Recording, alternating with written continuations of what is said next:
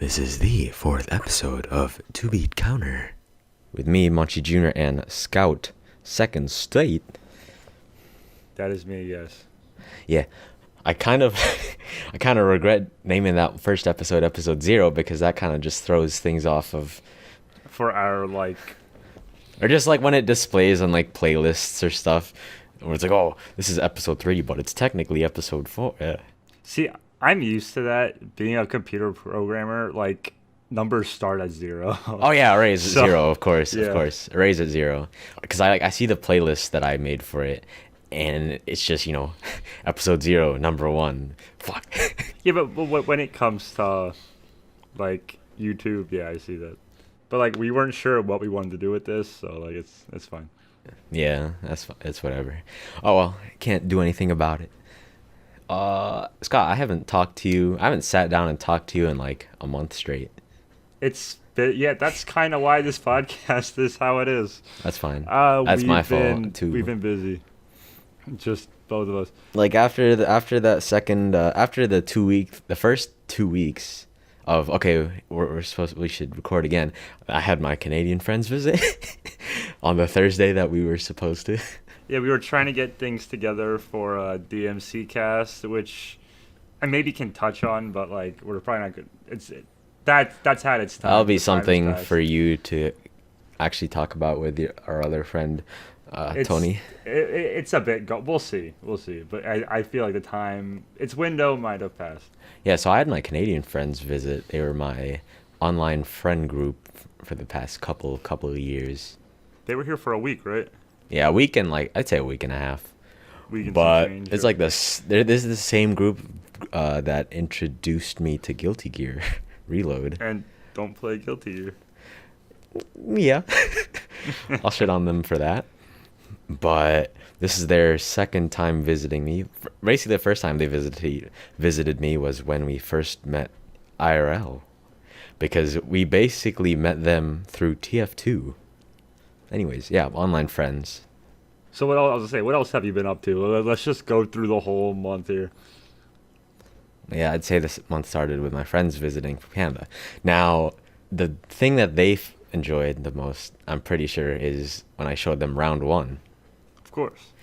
Because, yeah, arcade's not too relevant, I guess, but I enjoy me some round 1. My friend... Round 1's definitely bringing the arcade back. My one friend really enjoyed Initial D. My other 2 friends really enjoyed Groove Coaster, is what it's called.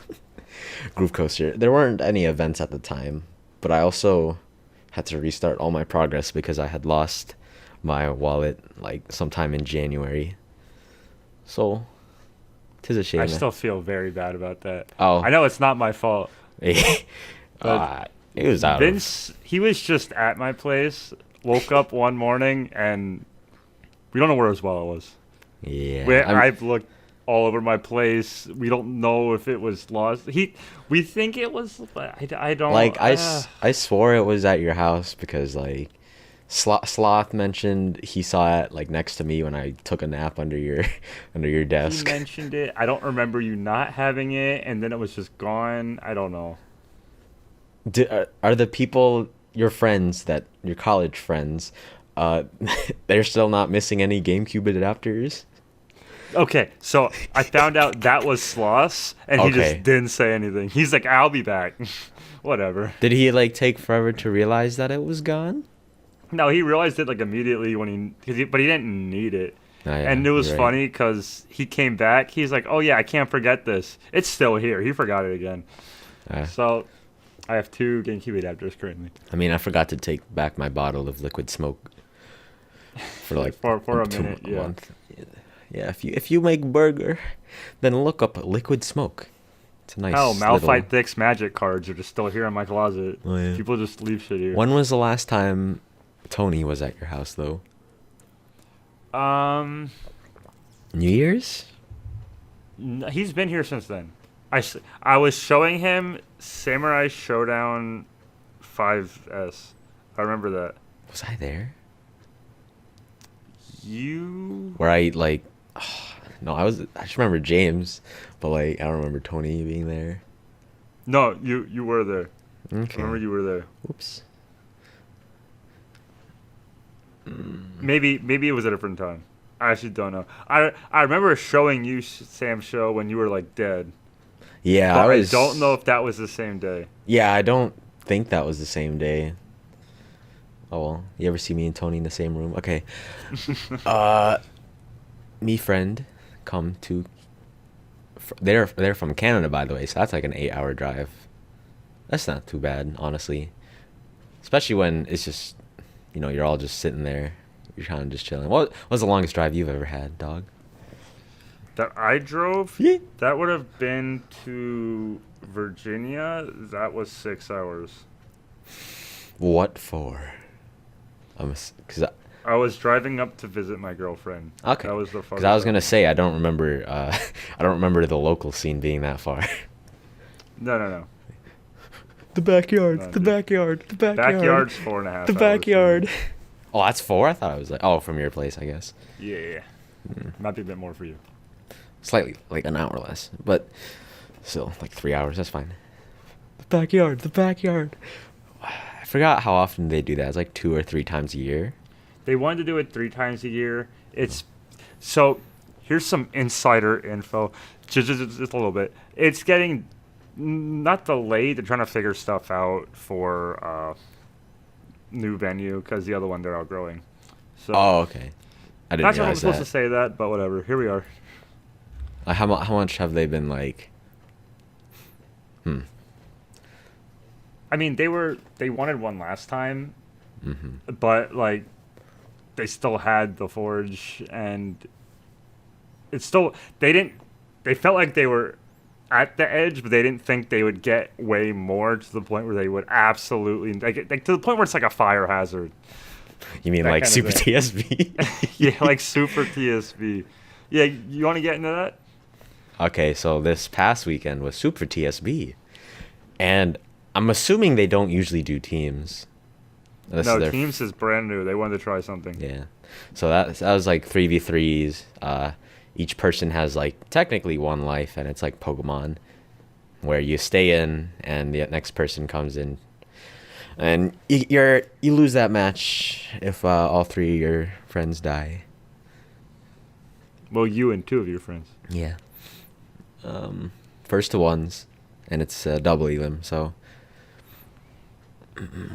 How'd you end up doing? I didn't get to show too much, unfortunately, but so both of our matches that we lost to, we got reverse sweep. So XCC, he beat the first 2 people. Actually, no, that's a lie. So okay, so our first match we played against the Maryland guys. So that was Moongrass, Miku, Rock Shooter. Miku Rock Shooter was that his? Yeah. Okay. I'm trying not That's to mix correct. it up with the anime character. It's Black Rock Shooter, Okay. and then Okay. The Miku bitch. Hatsune Miku. Yeah, Okay, that so it one. was Miku Rock Shooter, Dizzy, Moongrass. Did you know he switched to Johnny? No, so I knew him as a Zato. Then my he God. went to Eno. Yeah, I first knew him And as now Chip. he's playing I first John. knew him I didn't as even Chip. know he played Chip. Oh, that's right. He played Chip. Yeah, shit. I forgot. Yeah, like when he came Yeah, to local host, was he Chip? When he Yeah, came I to- met him when I met him in Maryland. He was playing Chip. Yeah, same. Or I don't even know if I met him there or first. I forgot where I met Moongrass. He seemed to know you. So I don't know if he just knew you from Discord or if he actually. Met him. It was definitely in person, but I forgot where. Like, oh well. Okay, it was him and I think Mr. Reza, Milia. Anyways, we played them first. Garrett, I don't remember. So it just happened. The first match is sometimes like that. The first match is a blur. I know, well, especially since it's not my matches, since it's like XECs and Malphite Thicks. But it ended up being. Were you anchoring? No, what's Anchor again? You're the last one. Yes. Okay. Me Anchor and Moongrass Anchor, and it came down to both of us last round. So it was 2-2, and then it became us 2. Well, I haven't fought as Johnny. He hasn't fought my Slayer as his Johnny, but he has. No one's fought his Johnny. Well, I mean, I'm assuming his local has. I And he has would hope so, yeah. He has Zero Titan in his scene, so. Yeah. And Just 2D, and what's Slayer gonna do? Enough about that. Yeah. So What were your matches after? I ended up beating him. So I was like, damn, rip. We see all these New York people, and the first people we fight is the people that we play with a lot. Yeah, it happens like that. That's always the worst. That was like when me and Elle entered the team tournament at Frosty. Our first match was against 2 Maryland players. Aw. So it's like, that's just how it is. So our second match, which we lost to, it was against Space Boys, Shanna, and Alex Y/Probes. He's Probes now. Well, I mean that's his Discord name. Oh, I've always known him as Alex Y. I think. I don't know. I don't actually remember what he enters as either. But anyways, Garrett beat Alex Y first, and then he beat Shauna Kaikisuke. And then Spaceboy reverse sweeped all of us. And then after that, we watched Spaceboy beat Kizzy K and Zidane. And then LK beat Spaceboy and Shauna, and then Alex Y beat LK, which is why... Did you see that video Tony put on Facebook? I did not know. That's what happened. That's what made my weekend. Was it? Yeah, I didn't think I'd be, screaming or anything, but I did, and I scream. Yeah, LK hates Slayer. Yeah. Most Millias hate Slayer.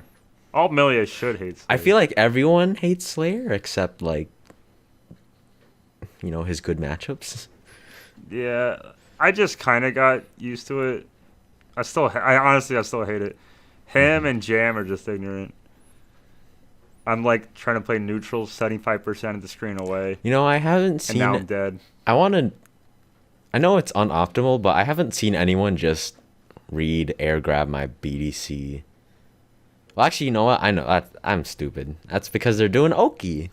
And if they're not doing Oki, then they're just sitting there, and then I won't really need to That's BDC why FD. against Slayer, I'll just do held 6H. Yeah. Because I feel like me devouring your meter is better than me just getting an air throw. Because an air throw, it's like I'm knocking you down, and you're just going to BDC it again. So for the hard call out, it's not worth it. I'd rather do held 6H, which covers more options, and if you FD it, there goes like a bar and a half. So Me need that meter. That's my but mindset. Yeah. Just it's safe to assume that Slayers will BDC all their wake up stuff. BDC, air jump, FD. But the thing that you do, it catches people who FD too quick and don't hold it. Yeah, if you just flash it and not hold it. Yeah. And if you hold it, that makes it so even if I don't do 6H, you're burning more meter because you're afraid of 6H. Yeah, So, I mean, we'll see you by the time we're air dashing. I don't know. Anyway, Super TSB. I now know how to get to Super TSB. Actually, technically, I don't know how to... Halfway I know how to get to TSB because I only know how to get to New York Penn Station, but not from New York Penn Station to TSB, to Next Level Arcade. Because I got picked up and driven around and such. yeah, that was cool. I was hanging out with the logo crew. It was very nice. Who all was there? It was Royal Man, Shauna, Sang, Bushido. Oh, actually, no, never mind. That's the wrong. Royal Man, Sang, Shauna, Crocs and Socks. Of course. Shauna, I think I said. Yeah. I wanted to go just to play DFCI, but then I was like, it's going to be so cramped. There's probably not even going to be a setup. Well, I mean, one, how often are you going to be in New York? And it will never not be cramped. Oh. When I went for a normal TSB, it was not that bad. On normal TSBs, it gets a bit crowded once Dragon Ball and stuff starts, but I could always escape to the basement and I was fine. Mm-hmm. But at Super TSB, everything's packed. Actually, yeah, since this was my first TSB, I don't know how packed it was, especially since it's Super TSB and this first time doing teams, so I don't know how much that affects the entrance or the number of people there for Guilty teams Gear. should be the same number of people. It's just smaller bracket technically by a third. Or by 2/3. Yeah. But anyway, yeah, we can definitely hit up on more TSPs. Super TSP, they already said they were having space issues. I'm surprised they did it at there again. But I'm looking forward to them possibly getting another venue. Because that one is too small for Super TSP. But hey, it means they've successfully grown. So I'm very happy does. for them. But I do feel bad for people who fly in and have to get cramped in there. That's... they knew what they were expecting, so... yeah. I don't... See, you need to understand there's a lot of people who haven't really been to, like, a crowded city. They're, like, grown up in the suburbs, just go to local places, don't actually have to go to, like, a cramped city space. So a lot of people, you'd be surprised, actually don't realize what they're getting themselves into. Mm-hmm. You hear the stories, but, it's never as... You're like, oh, it's not going to be that bad. Yeah, I had no complaints. Who knocked you out of the tournament, then? Or did you have another game before that? So it was the second game that we lost to. We got reverse sweeped again, and we died to a Raven player whose name I don't remember. But I saw part of that. Yeah, it was Garrett, and then Tony, and then me die. That was all on stream, right? Yes. I don't remember what came up, but I missed your match. I walked away and Tony was doing okay. Then I looked at the bracket and you guys lost. Yeah. So I was told that he was a good Raven. Oh well. First to ones. he looked okay. But yeah, it's first to one. Like, I need to hit up. take those with a grain of salt. I need to hit up this one Raven for more matches that I could use more experience on. It's tough because Raven has so many options. You really can't pick up on someone's habits in one game. There's so many times I'll lose to a Raven, then win the next 2 games. The thing that, just the very last thing that killed me was when he was just gliding in. I was scared he was gonna, glide in, his usual, glide in. Is he gonna stop it early just to grab me? So I was mashing. Yeah, so SH that was on pad. That was something that Elle pointed out to me. I missed your match, and she went back and watched the archives and was like, "Yeah, so Vince blocked a glide, then got counter hit immediately." Yeah, I was like, That was me trying to FD / grab.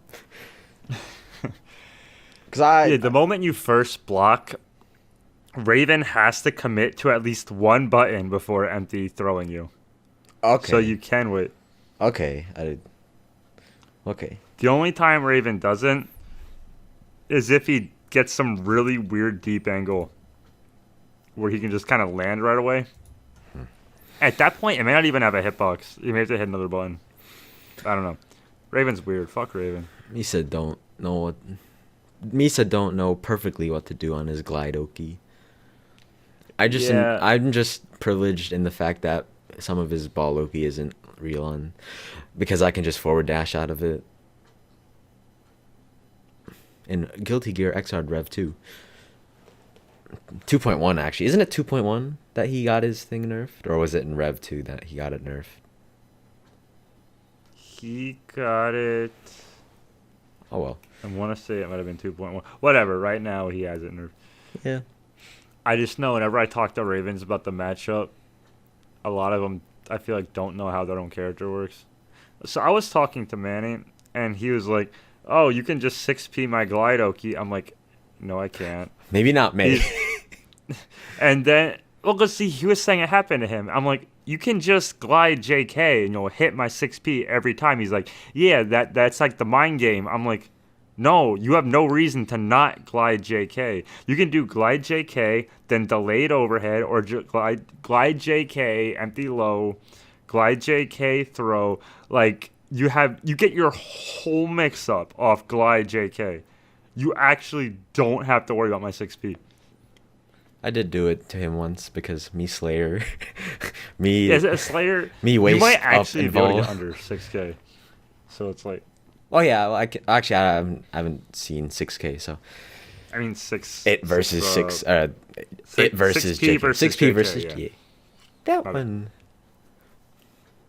It's whatever. Anyways, I still like me some transit. Some public transit. Because it's just like, everyone's just chilling there, minding their own business. They got somewhere to be. It's just business. It's just doing business. It's just dobus. Neat. You went to some bookstore too, right? Oh, hold on. Actually, so on my way, okay, so the tech was, yeah. So you told everyone, I guess, or who? I don't know who came up with the tech from Philly to, TSB. But anyways, it's like a train from Philly to Trenton, New Jersey, and then from Trenton, New Jersey to New York Penn Station in Manhattan. And then I actually don't know after that. Shoddy told me about once we get there. I think he normally got on the train from elsewhere. I got on from Trenton. But yeah, I mean, it's the same. He told me most of it. You drove to Trenton? Actually, that'll yeah. I would drive up first rather than taking the bus because it's just cheaper and it's just easier. Oh, we took the train. It's like $10 to Trenton. Oh, okay. So like an hour English. Or last time I just drove up. Yeah. How far is the drive to Trenton? Took the bus into, it was like 20, 30 minutes maybe. It wasn't bad. Actually, what's your strat to Trenton? I would drive there, then I would get on the train from Trenton and go to New York. Okay. I thought you mentioned like a bus. Namar did that. Shadi. He took the bus? A bus? He would take public transit there. How else would he get around? Or just if there was a bus involved, because there was no bus involved when I took transit to New York and back. I have no idea. I drove the train. Oh, well. Anyways. So, yes, whatever. I didn't realize how late transit ran, I guess. Because I have to deal with, between Delaware and Philly, they have like gaps. Like the latest train arriving is like 8 p.m. or something like that. And there's like a big gap between departures from, I can either take the 9 a.m. train or the 4 p.m. train. And stuff like that. Oh, well. But yeah, New York, that stuff run. Like, I would leave Super TSB last time I went very late, and I got home and all that. Didn't really have to wait too long. Yeah, and then on the Saturday night of TSB, I was being indecisive as usual and couldn't decide if I wanted to come home or come back to Philly with them driving to Trenton with like Tony and Jay and Shadi, or if I wanted to stay another night. But I stayed another night and then roamed around Manhattan on Sunday. So I'll talk about that. I was going to say, unfortunately, I couldn't go to Super TSB because I had family shit. Otherwise, I would have scooped you up, too. And you also had team issues. Or not team issues, but you couldn't really find a team. Or lack thereof. Yeah. I wish I had team issues, but I just didn't have a team. So, you just needed to find one person? I mean, yeah, Elle didn't even really want to play. But she said she would if I found someone. I see. Yeah, at the end of April Annihilation, Ray was like, I'm pretty sure Ray was like, shit, I should go to TSB. Because he was playing a lot with Manny. I got a few games with Manny on the Saturday night of April Annihilation. Oh yeah, April Annihilation is another local major that happened a week before Super TSB. Yeah, I was going to jump back to that after the whole New York story. Yeah, I roomed with Skullcrusher / Skullkills Demon / Tony / YOLO Reckless / yeah. Hold on, I'm missing one. I think I covered them all. But I roomed with him. I didn't expect them to be awake literally all night. At least one of them. That's what I meant. At least one of them to be awake the whole night. I love the group, but I don't think I'll be rooming with them again. So I love hanging out in the room. They just go too ham. They go ham, yeah. They go way too ham. Like, and that's great to hang out and chill in the room. Like, we had, like, oh god, the night was so early and we already had like 2-3 noise complaints. Oh, were you there for that? Yes, I left when everyone was leaving because we had too many noise complaints. So this is the Friday night of April Annihilation. There's like how many people were in there? I'd say like 7 or 9. Between like 7 and 9 people in that room. It was probably an odd number, yeah. There were 3 setups going on, and people not playing. But anyways, we got one noise complaint because like I think the room next to us was some part of like some volleyball team that had a match at like 6 a.m. Yeah, that was what we found out later. There was some volleyball team on our floor. Because apparently when they book room blocks for these events, they don't keep all the players together and they just scatter them through the hotel. Mm-hmm. But somehow this volleyball team got all their rooms to get whatever. Mm-hmm. But yeah, they were being little bitches. I didn't say that. But I think it was by the second time they complained again, I started scratching my head. But I also don't remember if we were trying to be quiet that time. I think we were, and we still got the complaint. That's why I was like, So the thing is, I've been in rooms with them before, mm-hmm. and when we got the first noise complaint, that was like them at like 8 or 9 out of 10. Mm-hmm. So, and they go to like 11.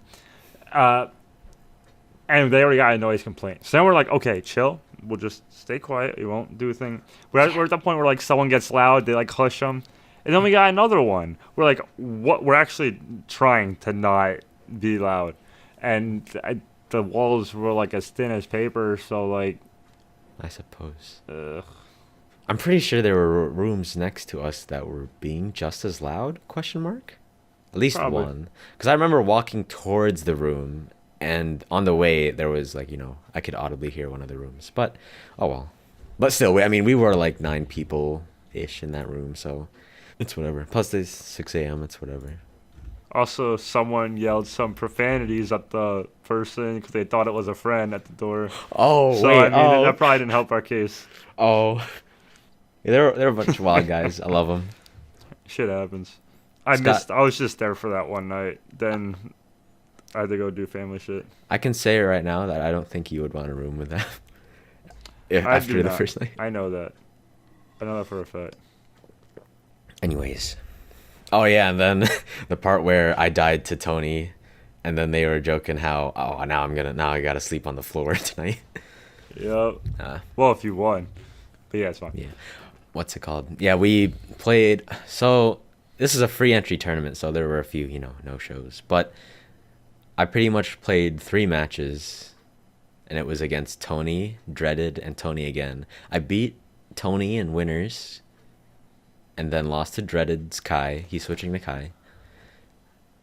And is then he actually switching, or is he just playing Kai? He at least played Kai all throughout Super TSB and April Annihilation. Because I know last time I played him, he played me with Sin, Yeah. and then he played a little bit of Kai, then he went back to Sin. He said he was just doing the Munchyjr where he just learns Kai to get better at Guilty Gear, then stick with Sin. But I don't know. I know Munchyjr plays Kai now too, so who knows? Yeah, but he got second place after winning with Soul that one match. I don't remember what place he got. Yeah, because he was about to lose the match. What was it? Evo Japan, right? Yep. Then Evo Japan. He was about to lose. He was about to lose, and then he just switched to Soul and then won. Or was he playing against Venom? Oh, he was playing against 310. Yes. Did he win with Soul? Yeah, he won with Soul. Okay. I did not remember. That's why it was really nice. And then I forgot who else he played after that, or who he lost to. Because I mean, Mito wasn't playing in that. Yeah, I don't know why he wasn't there. I don't either. That's old news, though. He was at venue, though. How did you enjoy April Annihilation as a whole? I wasn't there, so I can't comment on the venue or the players or the... I played a lot of fuck. I didn't realize I'd play a lot of fuck, but I did. Oh, on the cabinets? Yeah, so this time there was just like a dedicated fuck cabinet, and it was a different cab than what, like that 3 rotational cab, that cab with like 3 different games on it. Yeah. Yeah, so instead of that, they had their like an actual separate cab for fuck. Really? Fuck stands for Fate Unlimited Code. For those who don't know, this is Fate Unlimited Codes. It's on PS2, right?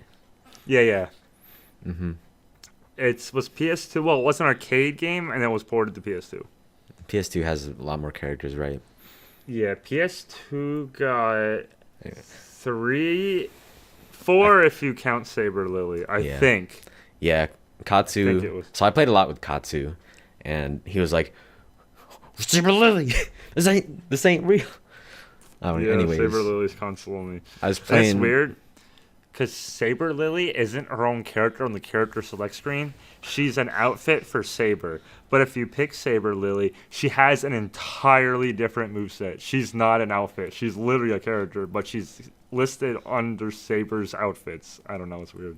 Or do you have to do like a button combination? I assume. Nope. You literally pick Saber, you scroll through her outfits, and then you pick the Saber Lily outfit. Well, and you- you'll have a whole new character. In the PS2, do you actually pick your outfits, or is it you have to Yeah, click no, the button? you do pick your outfit.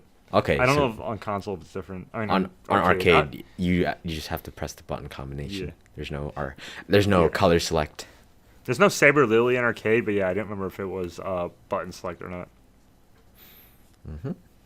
Me play what's his name? Jiray? Oh god, I don't remember. The sword. I mean, the guy throws the knives. The right? priest. The priest who throws the knives. Yeah, Kyrie. Kyrie. Jiray. Why did I think of Jiray? I was thinking Jubei maybe. Yeah, oh yeah, maybe. Mixing those two up. Do you have any combos yet? Yeah, but yeah. I don't know how to use. Is it Roman cancel technically? I don't Yeah, know. it's the same thing. Okay. It's just hella. It's actually time freeze and not time slow, right? Essentially, yeah. It's kind of like RC and like Blaze Blue, where it just puts your character back to neutral real quick. You can do whatever. But it's actually a time stop without a time slow. Like how fucking ridiculous. Yellow YRC. And Oh yeah, you're thinking of. So yeah, there's two different cancels. I love saying yellow YRC, and I like saying TF2 Fortress 2 and. Okay. But yeah, fuck is fun. Mm-hmm. And all Biggie majors have. I forgot that was gonna be there. That's unfortunate. I feel like there was one major we went to where they didn't have it, and it was one. I think it was at NEC. Pretty sure it was at NEC. The only one I can think of. NEC. I'm pretty sure he didn't have. NEC might have. I remember ECT. I didn't see it until the very last day when I was leaving. So I was like, oh well. Yeah. Oh yeah, East Coast Throwdown's in. It's in Connecticut now, I think. Connecticut now. I mean, it's still in driving distance. I'll still drive there if people want to go. Ooh, can I come? Yeah, that is fun. Ooh. We're just planning. We're just planning trips on our podcast. Yes. How else did the tournament go? Tournament. Space Boy, proving himself. He beat LK. Then he lost it. Okay. Yeah. He beat LK in pools and then lost to LK in top 8. LK okay. went ham the night before against Spiken. Did he? Yeah, he was labbing against Spiken hella hard, which is why he just 3-0'd Space Boy. I see. How do you know about him labbing it? I'm curious. They were, commentary was talking about it. Oh, okay. Yeah, Manny was talking to him the Okay. night before. One Speaking thing- of commentary, No. did you hold hear on. about the stuff in Blaze Blue? Oh, go into that. Yeah, I loved hearing like all the talk about that. Get that spicy drama, I guess. But Yeah. I don't follow Blaze Blue cross tag battle. So my boy Boom was playing Ruby Gord and BB Tag. He Our got second. our local boy Technical Boom. He dropped played. the technical, but I'm gonna still call him that. Oh, okay, but he's our local. What's the team name called again? Oh god, I don't know. Anyways, Scythe team. Yeah, Ruby Gorby. Gorby, or Ruby. Team Site. I thought you meant like some other like team, as if he had like an Allentown team, whatever.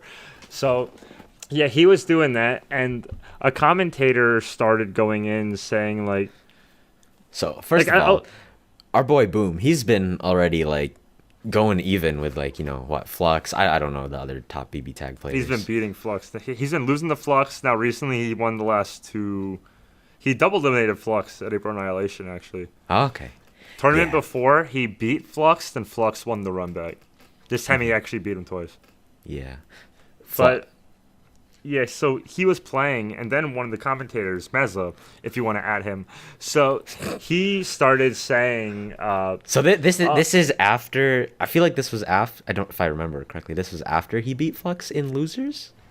yep, yep, he beat Flux, and he started going and saying, man, it's just, Boom's really good, but it hits a point where, like, is it really Boom playing, or is it just the team? And I'm sitting here watching the TV, like, is he actually trying to say this on commentary? He's And then wildin'. he goes on a little bit, and then Boom comes up to play again.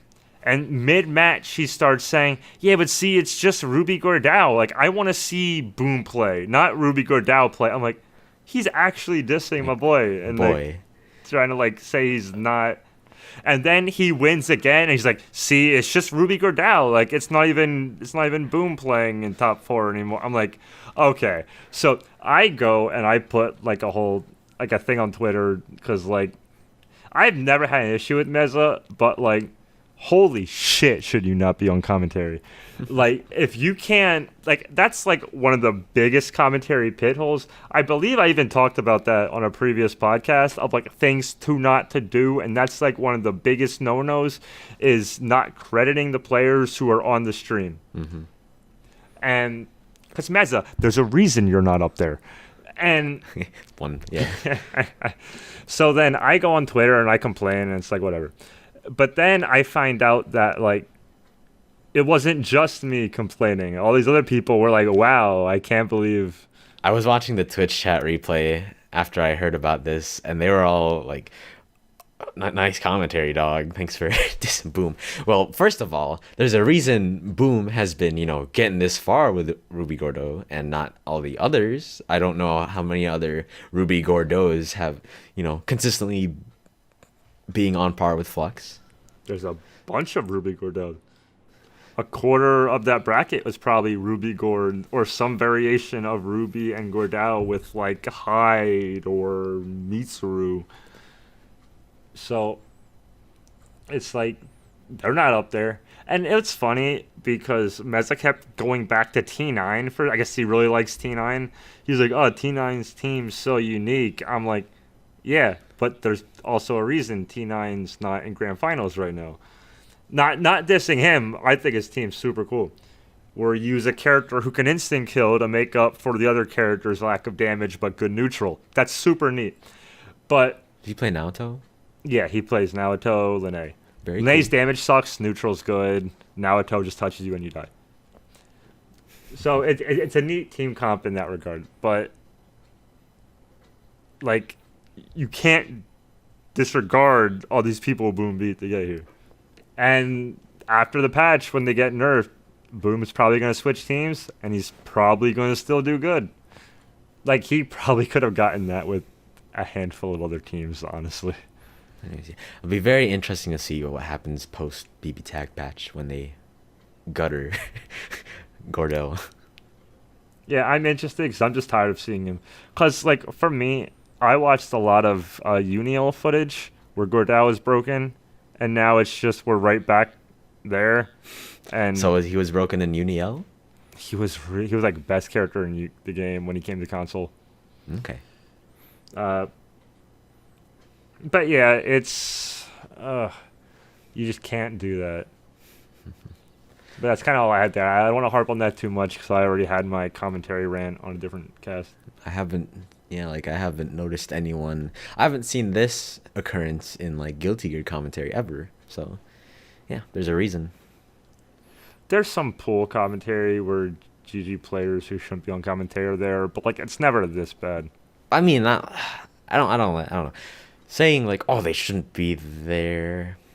Do you mean And it's like, because the problem is this is top 8. And there's a you're lot of saying people this. watching? Like, that's why another unfortunate, like, I'm never going to be good at PB Tag, but I enjoy commentating it. Like, I really wish I was there to make sure Meza couldn't. I want to make sure Meza can't get on BB Tag commentary again. I want to tell you that. Yeah, If I'm there. Yeah, they were just taking anyone for commentary at Big E. Yeah, I met. There's a while where Manny was on by himself. Yeah. He ended up getting 2 people who don't even play Guilty Gear to help commentate. Anyways, local major Wild. anyway. Oh well. Yeah.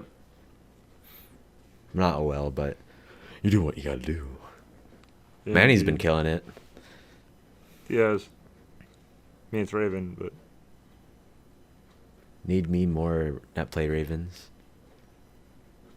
yep. What else was that? It that happened since the last podcast? I think it was just all chill weekends. It's been a month. There's gotta be stuff that happened. All right, let me finally take a peek at the doc.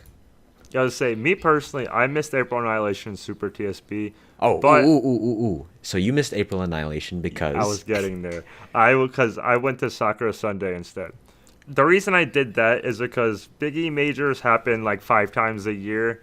Sakura Sunday is like a local con in a park with the cherry blossoms all through. It's like a big. They have food, all like the normal con booths, people selling art, figures, merchandise. It's just a cool event. It's very cheap to get in. local con. 'Cause it's just in a park. Yeah, like a local con thing. They have these. I actually didn't realize they had these like all over the country too. I thought it was more like a East Coast-ish kind of thing. Like too many games. Yeah. Mhm. But they had these all over the place. So if you ever have one near you, check it out. It's cool. But yeah, that's why I skipped April Annihilation. I could have went for just Saturday to hang out, but my problem with that is the price to get in was high. It was like $40 to get in, $45 to spectate. I don't know why spectating was more. I guess they expected that like at the door, spectating was only at the door. You couldn't get it online, so it was $45. Door price for competitor was I think like $50, so it was still cheaper. Or it was $60. It might have been $60 actually. But yeah, so if you pre-bought a competitor's pass, you were basically cheaper than a spectator, so there's no reason to get spectator really. And I couldn't justify spending $45 to go play games for one day when I can just go to Sakura Sunday for $10. So, well, it was then 10 parking, but whatever. It's like $20 total, and I had a really good time for something I'm not gonna be able to do for the rest of the year. Well, there's other kinds, but there's no other Sakura Sundays. Yeah, pricing's definitely one of the big things to shit on about Biggie majors because, first of all, early reg is, well, $40, okay. But then it jumps up to $60, I think. I haven't even seen, like, big majors jump that high, question mark, even though I've only, like, registered for early registration, See Otaku, and Combo Breaker. I don't know how Frosty is. Frosty, they only go up by, like, $5 each month. Yeah, it doesn't seem too bad. Not at all. This tournament, they did it that way because it was free entry for games. You can enter a bunch of games for this one entry fee. Problem is, if you only want to go play one game, you naturally get screwed over because you're paying the higher price, basically, to be able to enter as many games as you want. When I was making it, they have a cap, but like you're insane to enter more than like 3 or 4. And like Unist and one other game were the only games that weren't free entry, so that's why I didn't enter. I'm not entering Unist until I actually sit down and grind that game like I am with Guilty Gear. But I can't stop playing Guilty Gear. It's too fun. I feel that. I'm so glad you feel that, Scott. Guilty Gear is okay. Meanwhile, I was playing Guilty Gear with a friend yesterday. Then we stopped and played Marvel 3 for like 3 hours. Marvel 3 on PC? That's where I'm at. No, I had a friend over. We were playing. Okay. We were just playing shit. Was that one of your earlier friends that played like Marvel 3 in your college days or something? Nope. It's Never a mind. friend Corey and Joe introduced me to through Guilty Gear. Now they don't play Guilty Gear anymore. Our local scene used to meet every Wednesday. Now it's only me and one other guy who meet every Wednesday. Mm-hmm. And we just play like Guilty Gear, Smash, Marvel now. You know what happened when my friends visited It's me? Soul Calibur. You want to know what what's up? happened? I found a board game I enjoy. What's that? Oh God, I forgot what it was called. It's called like Arena or something. You like Shadowhunters? Yeah, Shadowhunters. Yeah, of course. But like, you know how So, whenever I go to Scott's house, I make like an effort to, I guess, not play, if that's even a way to phrase it. To duck tabletop games. Yeah, to duck tabletop games. You know why? Because I'm being a bum and I just want to be on my phone. Look, man. You can't be on your phone during Guilty Gear. Yeah, because I'm on Guilty Gear. Oh, you know what? That's fair. That's my fault. It's all on me. But anyways, there's this board game. It was like Arena something. I'd have to check out which game it is, but I really enjoy it because you know why? You're against each other.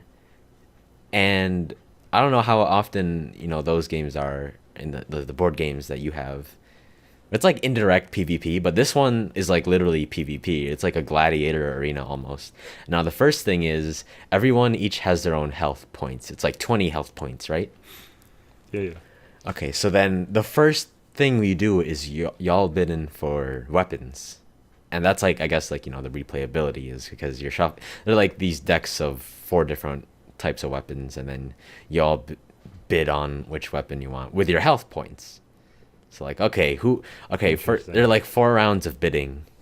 First round, you secretly put how many health points you are in your hand, how much you're going to bid for, pretty much priority on who's going to pick weapons first out of what's being put out.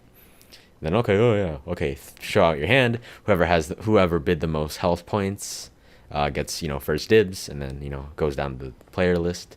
And then everyone who bid, you throw those health points away, and you do that for 4 rounds.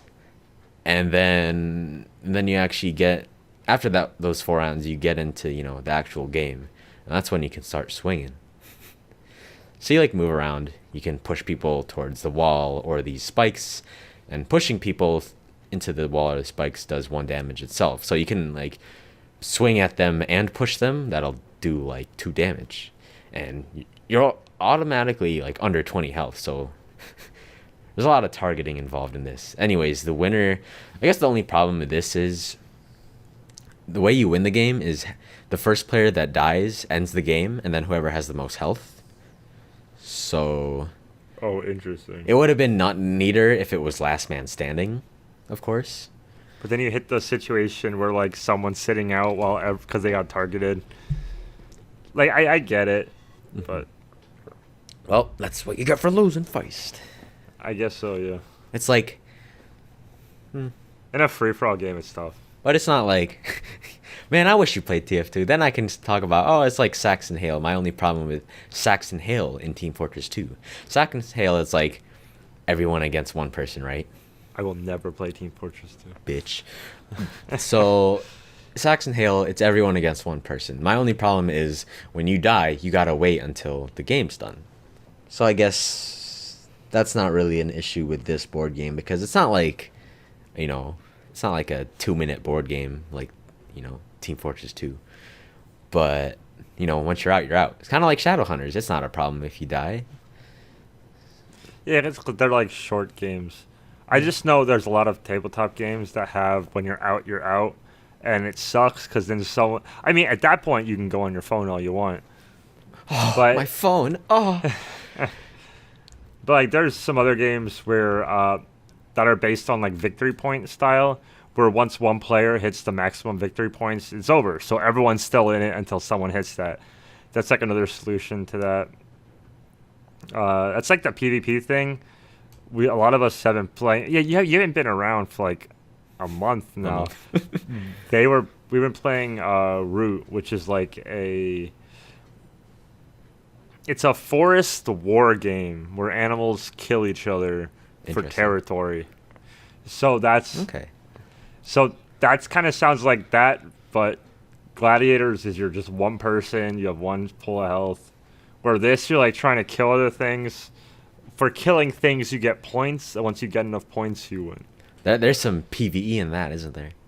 There's a ton. There's some PvE. It's mostly PvP. So you basically just spawn the board with minions on your opponent's turn. They can kill your minions or do stuff. Every class has a way to get points otherwise. like the one I really like is called like the Woodland Alliance. They spread sympathy through the forest, and they use this sympathy to create an uprising in an area, and it just kills everything there. And for spreading sympathy, I get points for spreading sympathy, and then I get more points for based on how many things my uprising kills. So there's things like that, which is how it's like the point-based motive. And you have issues where one person shoots ahead in points, but then it's like all three people start targeting that one person with a lot of points. And they just stop getting points. Yeah, so the one issue, no one felt like targeting the person with highest health, I guess so. Well, that's the fun with PvP. Yeah, it has its things. That's like with Shadowhunters. So every group we've showed that to, we've had a lot of fun with, right? Yeah. I had one group I showed it to where their complaint at the end was that the shadows had stronger powers than the hunters. Mm-hmm. And I'm like, I get that and I understand that, but I never felt like I was on the hunter side and I was at a big disadvantage. Because the fact that no one knows what anything is and you don't know who your allies are just can make it swing either way.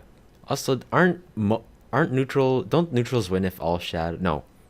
Yeah, neutrals are with the hunters. Yeah, that's one thing. That was one thing. So there's that, and I mean, like, in a game, like a hit and roll game like that, like, it's fine a little bit if someone has a little bit weaker. If it's like a landslide power-wise, sure. But they're only a little bit worse. So, like, you have, like, that underdog thing. I think it's fine. Mm-hmm. Also, if I remember... Oh, wait, no, never mind. I think it was just neutrals that had, like, generally lower health, not the hunters. So hunters and shadows usually had, above 10 health. Shadow characters had the highest health, and hunters were always one below them. Then it's like you had a character that had low health that negated any ability, which was a hunter. But then you had shadows with a lot of health. So even if you negate that high health shadow's ability, they still just have more health than you. So it's stuff like that that gets a little iffy. But yeah, I mean, like, there's low health characters across the board. I think shadows and heroes both have them. Or hunters, yeah. Anyway, Shadow Hunters is somehow, like, one of the big board...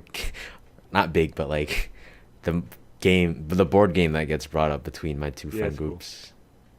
Cool. I guess. I like it, but you need a big group to make it really fun. Which recently we've only had like 4-man groups. Yeah, it still does accommodate very well, even for 4 people. It's just you find out what one person is, and you know what everyone is. Like if you have 7 or 8 people at a table, one person reveals their ability, and you have no idea what anyone else is.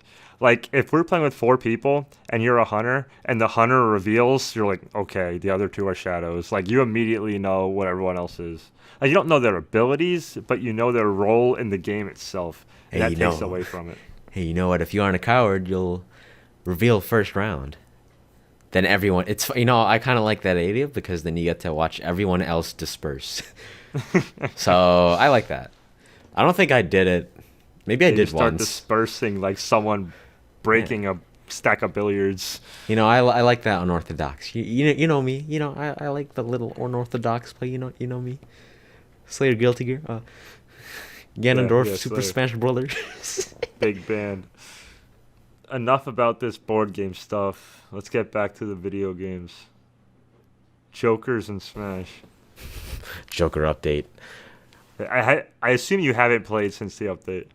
I first of all, I don't own Smash. Yeah, I haven't played. I'm sure you played with someone else. Actually, have you played it? Yeah, I played it. I had some people over Friday and we were playing it.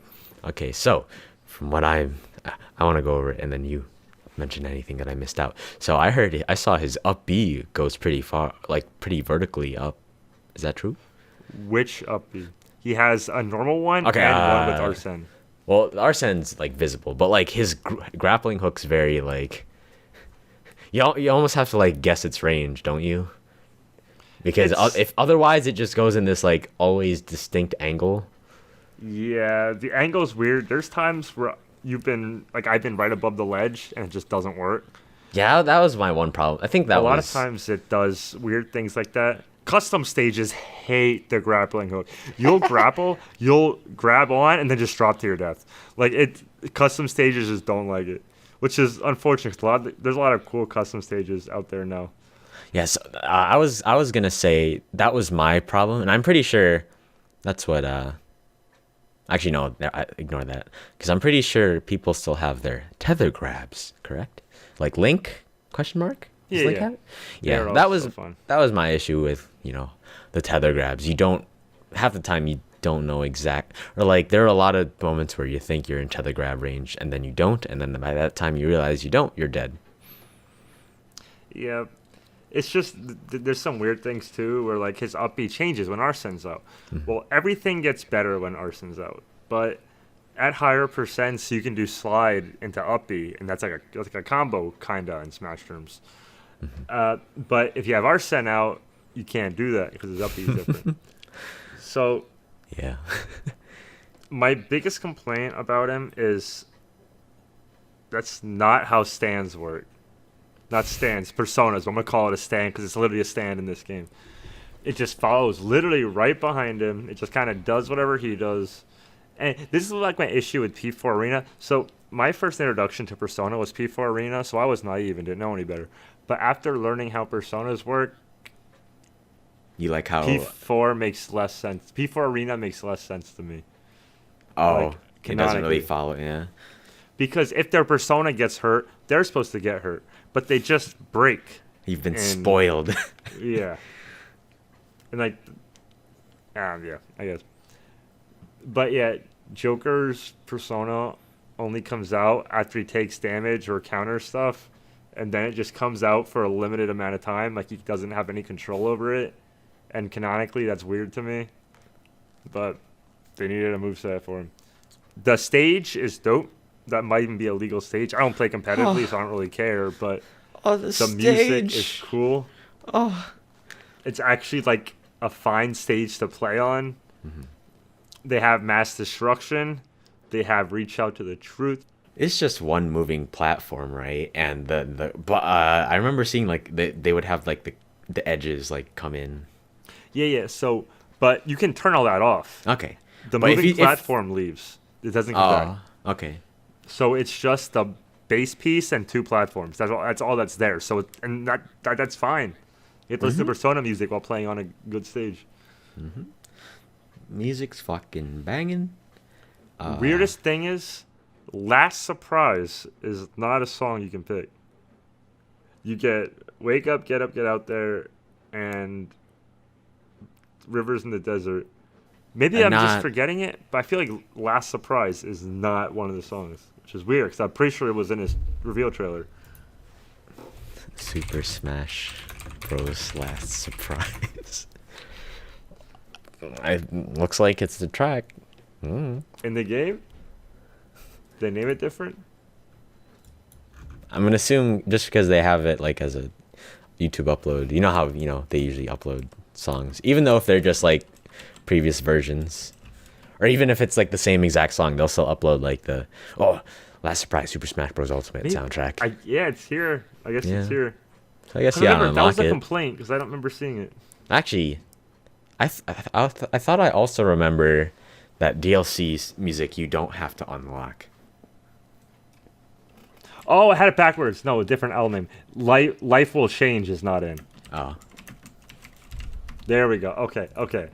you had me worried. Never mind. That seems to be fucking on here too. So I don't know. Hold on, Life Will Change. I forgot what that one was. Cause there was 5. Whatever. I don't care. I'll just go sit in the corner and cry. But like I thought I remember them like always releasing all the songs with the DLC. Like even in Smash 4. I mean, I guess they only had 2 tracks for like Street Fighter stage, for Ryu's stage, and Final Fantasy still this has only 2 songs, but they added more I songs. mean, they have a bunch now in a For- new update. They got like for all the World Warrior songs now. But Sorry? originally it was just Ryu and Ken. Like Oh, yeah, Vega, That's what I was. Bison. Yeah, that's what I was saying. And they got like the remix for Vega's stage or something. Guile, yeah. I don't know. They have the originals and a remix. But then they also, I'm surprised they didn't add more songs, honestly. Like, I would have loved to see Burn My Dread or one of the P4 Arena songs. I mean, arenas. They probably wouldn't have done that. But they have a lot of cool things they could have put in. I'm just happy they put P4 and P3 songs in. Yeah. Yeah, the rep for them. I wish they added more P5, like, just chilling, walking around music in the Persona games, like the dorm state. Well, I don't know if that's fitting in Smash. Yeah, trying to fight. All the slower songs, they had a remix with an upbeat. Like they had the LeBlanc song, and they like remixed it. Yeah, the rain song, whatever. Yeah. I think I like that one out of the remixed songs. But yeah, Joker's in Smash. And he's now in P5 Scramble, which is also on the Switch. The game no one asked for, but we all got. Oh yeah, P5, the Royals coming in. That's not important. Hey, let's talk P5 about Scramble. Yeah, so.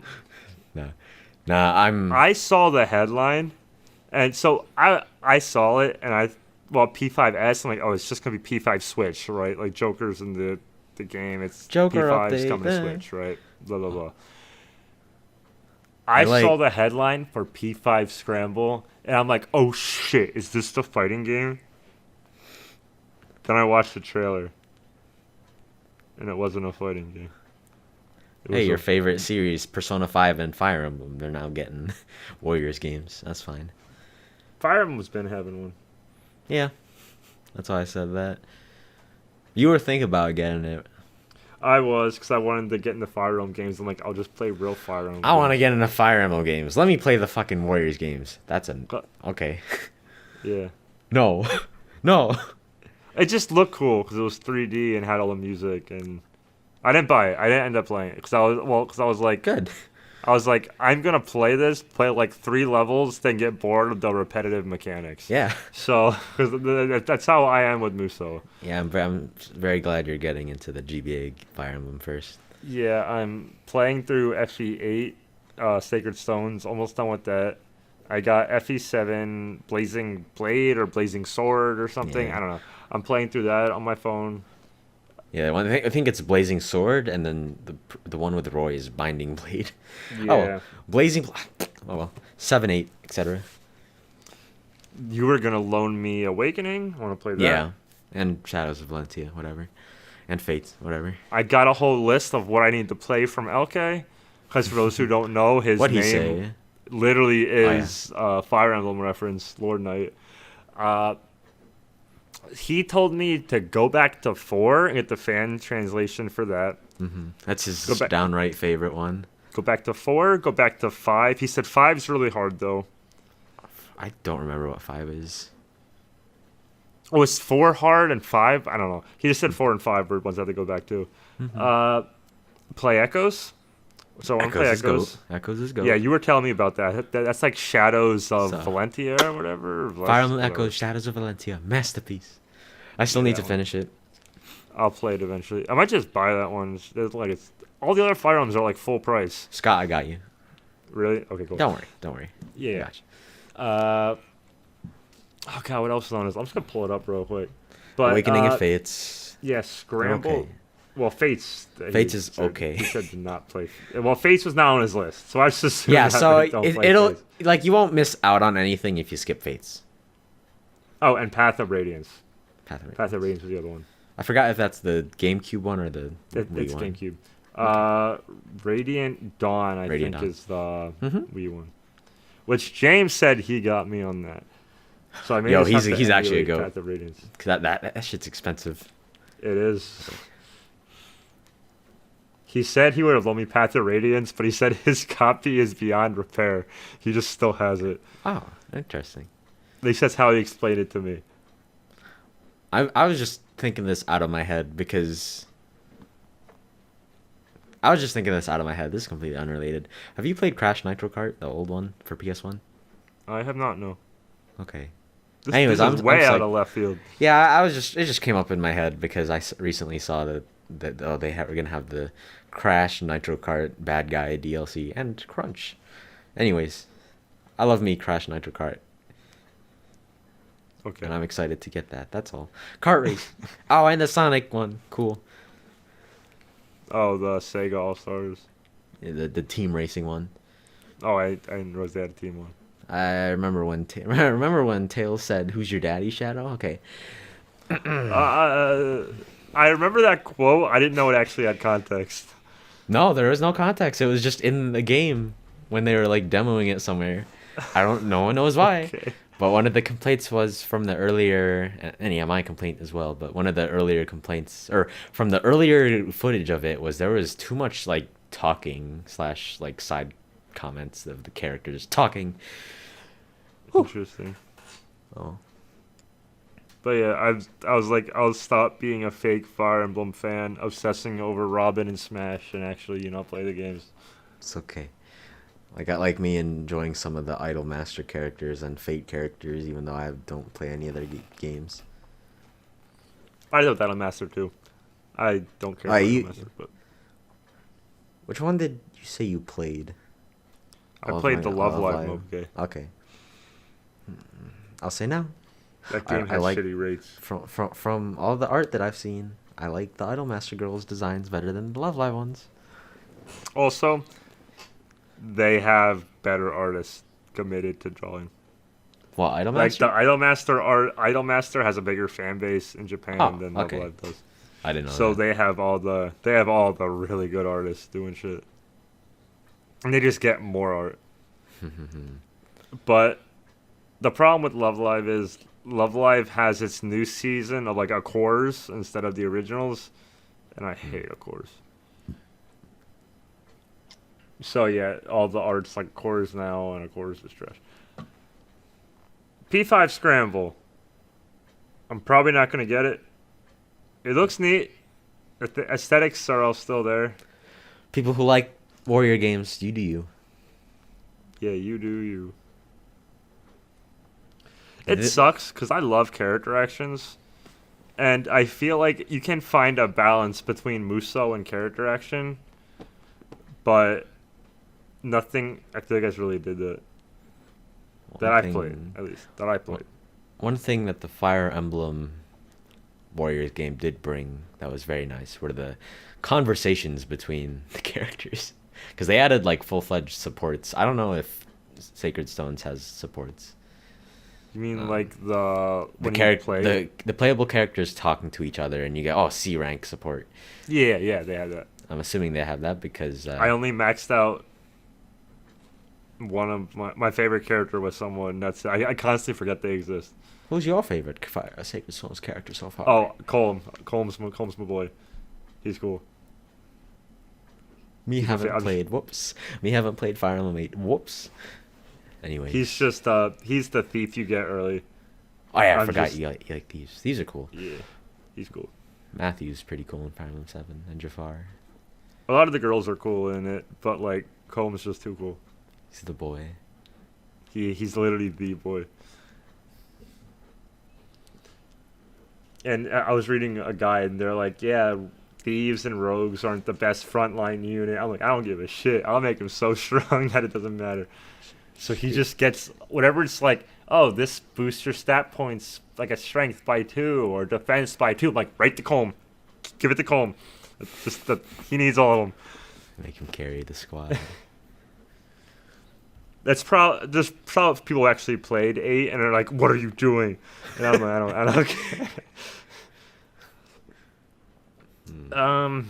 The Royal Scramble, he's in Smash. The fighting game will be here eventually. Not right now. I still think Awakening's something you should play for the sake of not needing to play Fates, I guess. It'll be nice to see. It'll be nice for you to see like Nintendo's latch or whatever company under Nintendo. It was pretty much their last ditch effort to save Fire Emblem, and if it didn't sell well, it would stop right there. Awakening. Oh, Awakening. Okay, yeah. Yeah. So that's why they suddenly added all this waifu shit, I suppose. So when I told LK I played 8, and I'm like, where do I go from here? Mm-hmm. He didn't mention Awakening after he talked so highly of it, and I was like, why not Awakening? He's like, oh well, Awakening is just like the best starting point. But if you already played 8, you don't need a starting point. He's like, Yeah, you can still play that's true. Awakening for the waifus. I'm like, that's all I need. So I guess I'm playing Awakening. Olivia's in there. Robin's in there. Robin's Tharsha's in yeah. there. Who? Lucina's in there. Lucina, Crom's Robin. in there. Crom's a cool guy. Crom's the boy. Crom's the boy. I love all the comics with him, I guess. Yeah, Crom's great. Hey Roy, he's like, hey Roy in Super Smash Brothers, how are you doing? Well, my mother's there's all this shit going on, and he's like, haha, the sky. Crom's a cool character. He deserves cool things, like being in Super Smash Brothers. He deserves it. Mm-hmm. I like his character. I like his upbeat. It's just funny going through like 8 now, and I'm seeing like the 2 main characters of 8. I'm like, they literally could have just made these colors for like Lucina and Marth, but they just didn't. It's such a missed opportunity. Like they probably could have gave a Hector color to like Ike, like stuff like that. Mm-hmm. That I'm just looking back and seeing like, wow, there's all these cool Fire Emblem characters that just aren't in anything because there's so many goddamn Fire Emblem games. There's a lot of Fire Emblem Heroes players of the phone game suffering from that. Oh, I imagine. Man, you know how I used to rep Fire Emblem Heroes a lot? Well, Yeah. there's a reason, because it was at the time it was something to rep about, but now it literally hasn't really changed much. And anyways, No, my point of great. this podcast is Girls Frontline has consumed me. Is that why you've been Board games hanging not out too with much. anyone? Okay. I don't know. Just That's man, fine. there's a lot of good character design, and there's an event coming up in literally a week that I've been pretty much been prepping up for. High Score Girl got a season 2. Oh, I still need to watch It's that. coming. There were 2 people Is it out? there were 2 people in my Discord literally yesterday saying they like Ono better. We can binge it whenever. Yeah. We'll figure it out. Or I It's don't out, know we'll the figure next something time out I'll be next at your weekend. house, so I might watch it on my own. No, just come next weekend. We'll just Okay. just grind Okay, it out. boss. Okay, boss. What else we got on here? Oh, yeah, speaking of Persona, let's talk about the new girl. So Have you... So you said you didn't see all the commotion, but there is commotion. Anyways, did you see the commotion about the new character? I saw the new character. I Mhm. know what she looks like. There were a bunch of, What's like, the oh, commotion? people freaking out because, sexualization and, the leotard. That's what you meant by the. Okay. Yeah. Okay. It's people gotta get over it. Like, people, oh, man, a bunch of people got to draw leggings on her. Whatever, big commotion. Anyways, my opinion, I wish her design was better, even with the leotard, I guess. Just saying. It doesn't look... I don't know. It could be better. I don't know how it could be better. Like, not just, oh man, it's too sexualized. That's not the issue. I know my sexualized characters, okay? But, I don't know. It just doesn't... It just seems weird. It seems... They need something to complain about, and this is the next big thing to complain about. Yeah, I'm just personally thinking on my opinion on it. They could have designed her Phantom Thieves outfit better, I guess. What I hate is Hifumi is one of my favorite characters in P5. You know, she's just She's a good. side bitch. She's good. She was originally planned to be one of the Phantom Thieves, but they scrapped the idea because the game was going to be too long. I remember that. Now we get a new character, and it's like, why didn't you just make Hifumi playable? Mhm. And now I don't care. I didn't even finish the original one. I'm not going to buy another one, It's just Mitsuru too. basically. Oh yeah, you still need to finish. Oh man, now I feel bad. Now it's almost like there's no point in finishing this one because the next one's gonna be coming out. There's that, and the anime's out. I can just go watch that for the story. I I'm saw- pretty sure that's not going to fill me in on everything. I saw a Hella Brett tweet is like, wow, did I make a good choice in not playing Persona 5? And I'm just thinking no, because I mean that's still like 2 years, and it was still an extremely good game.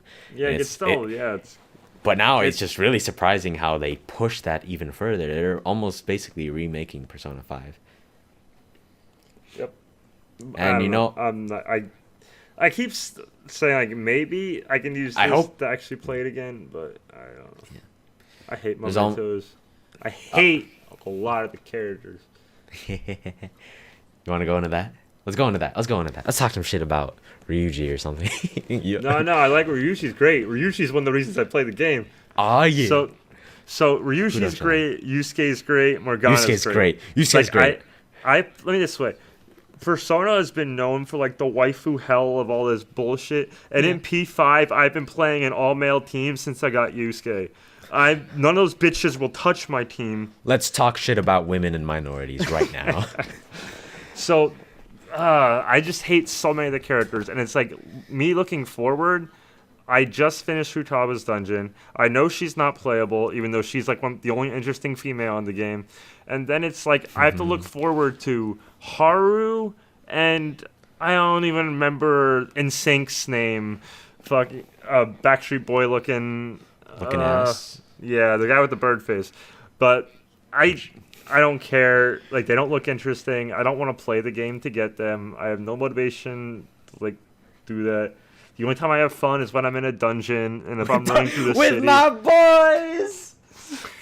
But it's like if I'm just running through. Oh, it's raining. Guess I better go get a bath or something. I gotta go into mementos because some guy's hacking the arcade machine. It's like, okay. This boy right here, this is his first Persona game, correct? I played P4 up until the Yukiko's boss fight. Then I'm like, I don't even want to unlock Yukiko, so I just stopped. The boss was hard. I looked it up. They're like, yeah, you have to grind until Chie gets this level 2 ice magic. I'm like, I don't want Yukiko anymore. I just remember struggling with Yukiko. I was like, oh wow, I'm struggling. I didn't. People told me after that fight, there's not much grinding, but I'm like, do I really want Yukiko? Honestly, I did not feel. From what I remember, I did not feel much grinding in Persona 4. So the reason I'm calling this up is because Persona 3 was really rough. You were grinding Tartarus, and it was just stupid. The dungeon, it was so like that's why Persona 5's dungeons such breath of fresh air. Breath of fresh air. That's what I said. That's fine. Yeah, that's fine. But like, Send tweet. So like, Tartarus was so. It was bad. I got bored running through P4's boring looking dungeons. Oh, trying to hit P3's slime was monsters so much from worse. behind. Yeah. I've heard that. Yeah. But P5 and actually has interesting dungeons. They're cool. And you know I what? want to explore them. And you know what? The characters also had stamina for Tartarus for dungeon. So you know how great stamina is. Well, imagine putting that in Persona dungeon exploring. Oh, you can't explore this dungeon in Persona 5 because this character's tired. Oh, that was Persona 3. I swear to God, if Yusuke tells me he's tired, it's like, no, I'm not putting one of those bitches on my team. You're coming with. I don't care if you just like wait in the car. Any reason to not bring him with me. And I feel like, okay, from what I remember, Persona 4 was my first Persona game because my friend from high school, whatever. My first Persona game was P4 Arena. Jalapeno, thank you for recommending me Persona. From what I remember, you can just straight up go to the boss. Technically, you could pretty much go to the boss on the first day of Persona 4. If you get to there and you have all these items. Technically, correct? I don't know. I don't know much about Persona 4, the RPG. I feel like I remember Persona 3, you had to reach certain days where the dungeon would open up. So then you were just like endlessly grinding. Wow. I haven't played 3 and 4 in a while. Even though there are people that ignore what I said because there are people that haven't probably played Persona 3 and 4 since their actual release date. But I only played it years after on emulators. Persona 4. I do like the fact that the new girl. I do like the fact that they gave her like the school uniform. Because like any playable character in the Persona games, they all have different outfits than what the general student body wears in their respective games. So it's really neat to see that a character that isn't your character in the school uniform and is playable. And wears it correctly. I guess. I don't know. Oh yeah, I guess the Ryuji, but I mean like, yeah, that's what I'm saying. Like they're distinct. You can distinguish the fact that they're gonna be playable. Narukami, Yosuke, Kanji, they all wore it. They just all wore it differently. Oh wait, you know what? Yosuke had a actually shirt wore under it, his. but it wasn't like too different. Yeah, he just had a white shirt with red lining on it. So Narukami just had. Does he just have his shirt open or something with a pin on it? I don't know.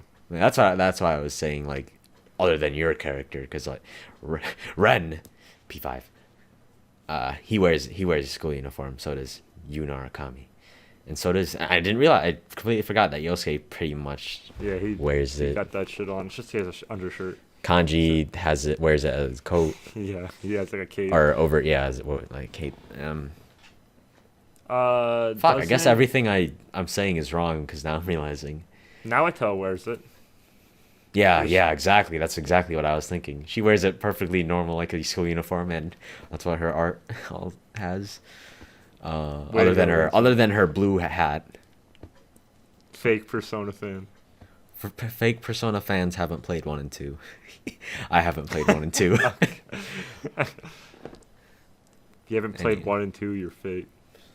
I'm fake. I'm a fake Guilty Gear player, dog. I don't know. Yeah, that's like me saying you haven't played Street Fighter 1. You're a fake Street Fighter player. It's like, to be fair, Street Fighter technically didn't even start till 2. We can all agree on that. Yeah. Remember when you had to punch and kick the arcade machine? Excuse me? They talked about it in High Score Girl too, where you have to like the original Street Fighter. You didn't have a light, medium, and heavy button. Oh. The button came out based on how hard you hit it. I remember. Okay. It's wild. You technically do that in Smash, right? By how long you press it? For what? In Smash. I guess, technically. I don't know. Because is it like, I know Ryu's shield break, you have to like hold the attack button. Oh, yeah, Ryu specifically. Okay. Yeah. Yeah, He's got it's like taps and holds. Yeah. That's reminiscent to Street Fighter on the Game Boy Advance. Oh. There weren't enough buttons. So your heavy buttons were on the shoulders, and your lights were taps, and your mediums were holds on the face buttons. Did you play Mario? No, you see. Play what? Mario Tennis. I think I mentioned. No, this. we did. Yeah, we went over this previously. Did this bit. But like, to do like, what's topspin? I don't. What's topspin? Inside joke. Okay. What the fuck is topspin? Yeah, that. Anyways, in Mario Tennis, to do spins and slices, to differentiate between spins and slices, you would hold A, then press B to do a slice or something, and then you would hold B and then press A to do lobs. That's one way. And then I was also just thinking, oh yeah, I played Tony Hawk Pro Skater 4 on the GameCube. On the Game Boy Advance. And that was surprisingly good. Was like, it? You would think it'd I be didn't shit. touch it. I don't know. Just because it's a Game Boy Advance. Or a game. I played Tony Hawk Pro Skater 2 on the Game Boy Advance. And it was surprisingly really good. I'll take your word for it. Yeah. I have a lot of games I think were really good that everyone will call me insane. So it's fine. Such as? Spectrobes on the Wii. Spectrobes Origins. I love that game. But like most people I've not heard of it, or just won't play it. It's cool. Man, Disney like buried Spectrobes. Oh, did it just like stop? Yeah, they had a good DS one. They had a shitty DS one. Then they released a new one on the Wii, which was really good. Then it just stopped. I see. Because Disney owns it and they just don't care. God, why does Disney own stuff? It's just business, man. I know. Buying stuff out. Cream of the crop. Google buy Twitch. No, Amazon buy Twitch. I forgot. Google buy YouTube. That's it. Speaking of which, if you have Twitch Prime, I think it's Twitch Prime, and a Switch, you get free. Yeah. You get free Nintendo Online. Yeah, you can straight up get a year free. So you get like a month free first, and then after that month, then they'll give you like the. It's 3 months. Then they'll give you the 9 month keep it code for all 3 months. They give you 9 more. Yeah, that's like disgustingly nice. It's a way to like make sure you get it and keep it, but it's fine. And Amazon's just killing it. That's all. They're doing a good job. The Twitch acquirization. English is hard. There you go. Speaking of killing it, Eunice players do it again and beat a joke to death the moment it hits Twitter. Oh, I mean, this was a while ago, and I'm still bringing it up because like I already bitched. It's all done and now. It's been a month. And then they brought up the Eltnum jab, and they just kept basically, this is just a public announcement to basically say stop it. If you think it's funny, just stop it. If you're a Eunice player, stop. Keep it in your Discord and just don't let it out. That's all I have to say. That's what Scott has to say. I won't say anything about it. It's just. But if you have the Eltnum jab, definitely hit me up in the DMs. Wow, contributing to the only problem that you're okay. I'm just being a shit at this point. I was gonna say, I don't know. There's something about like I don't typically like shit on people, or shit on memes. I guess I would say, or like, how like people YouTube like, oh wow, now he's like on himself. Oh, now he's just uploading regular bullshit. I guess I don't know. Like, how like people whine about like these like big YouTubers, I guess, like, oh, PewDiePie, or like I don't even know what the annoying YouTube people. But anyways, the point is, it's just not something out of your control. If anything, you should don't blame the meme, blame the people that are like supporting it. Not supporting it, but like, you know what? The biggest thing is, I'm going to blame the people who try and meme and then spell it wrong. Because on Twitter, I can mute the word Eltnum jab. Oh. But if you spell it wrong or change, like, the jab featuring Eltnum, it won't catch it. Because it needs to be the exact wording. And I don't want to mute the word Eltnum in its entirety, because maybe there's some cool Eltnum art or why don't you something. just mute the word jav? It's not like you've seen any Jav tweets that aren't out. We're not gonna. That's not. Let's be realistic here. You haven't seen any like Jav tweets other than like that Jav titles account. That's the only exception. Yeah, I was just saying that's all I could think of, honestly. Yeah. But like, I won't shit on like memes. That's its own like philosophy of memes and humor. We talked about it with the bathwater one. We don't got to speak to it much more. That was just something where it's like, well, they're at it again. But like, I don't want to shit on like, oh wow, Eunice community, you're not funny, or wow, the Eltnum Jav joke isn't funny. But I mean, like, I'll just. It's not funny. You don't think it's funny, whatever. That's fine. But I'm not gonna like, anyway. I'm not gonna shit on people for enjoying something. I guess. How dare they have fun while I'm here miserable? You're fucking devastated because people are enjoying the Eltnum Jav and you aren't. Accurate. Just let people have fun. I wish Because it's like I see a bad meme and everyone loves it, and I wish I could love it. I wish I could be a part of it. But Do you wish you love? I just can't find it funny because it's a shitty meme. I don't think you're looking for it to be funny. I think you're looking for people to not find it funny like you are. Wish I could enjoy it like everyone else. Really, I feel like from your perspective, that's not the thing that you're looking for. But like, it's like the conversation we had probably off podcast about feet. Feet artists, they know what they want, and they are we getting into this, Scott? We're doing it right now. We're doing this right now because you're calling me out of my bullshit.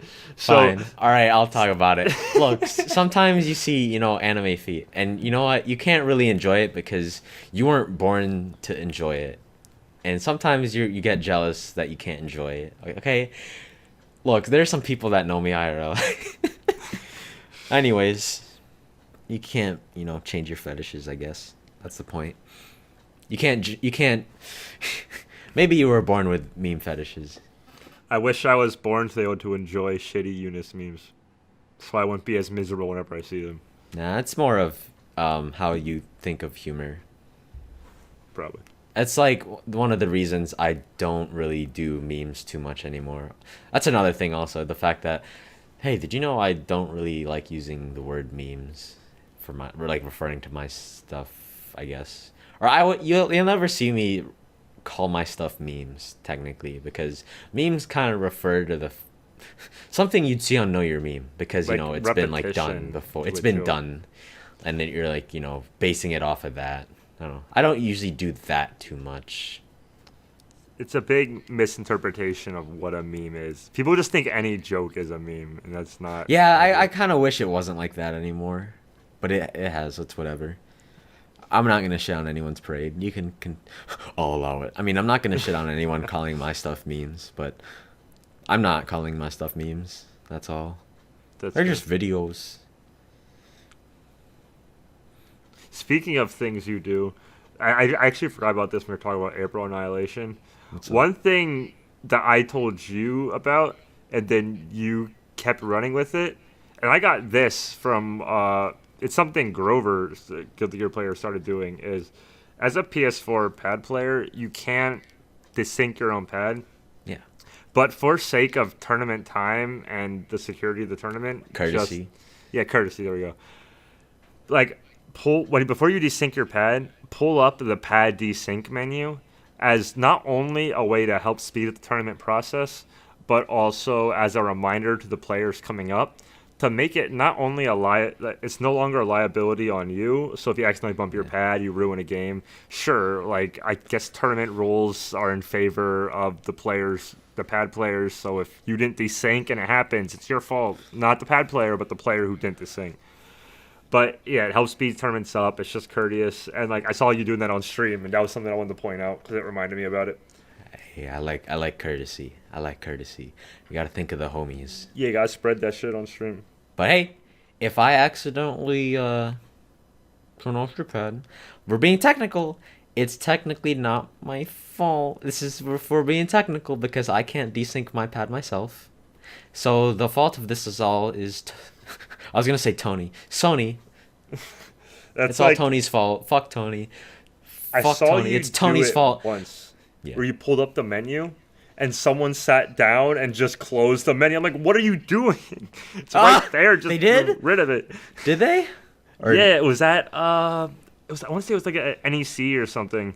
It was an off-stream match. Like you just played your match, pulled it up, walked away, and they just walk up and closed it. I'm like, just get rid of the pad.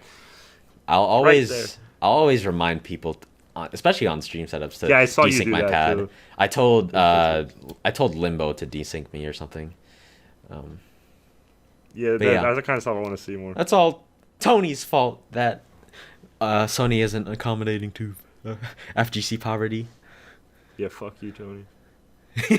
Tony won't add the option to desync all pads.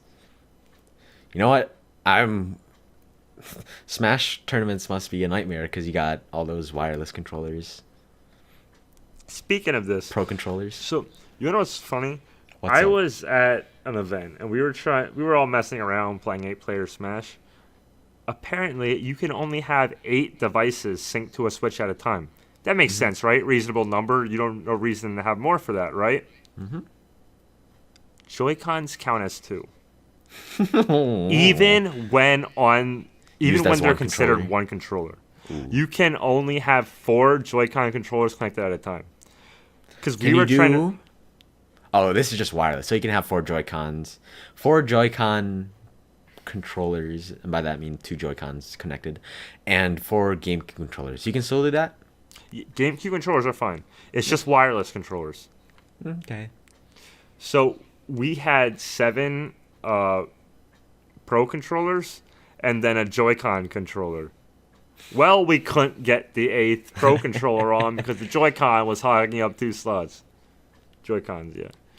That is, I feel like a big oversight. But I don't know what else they can do because of how the Joy-Con works naturally. So, well, tough shit.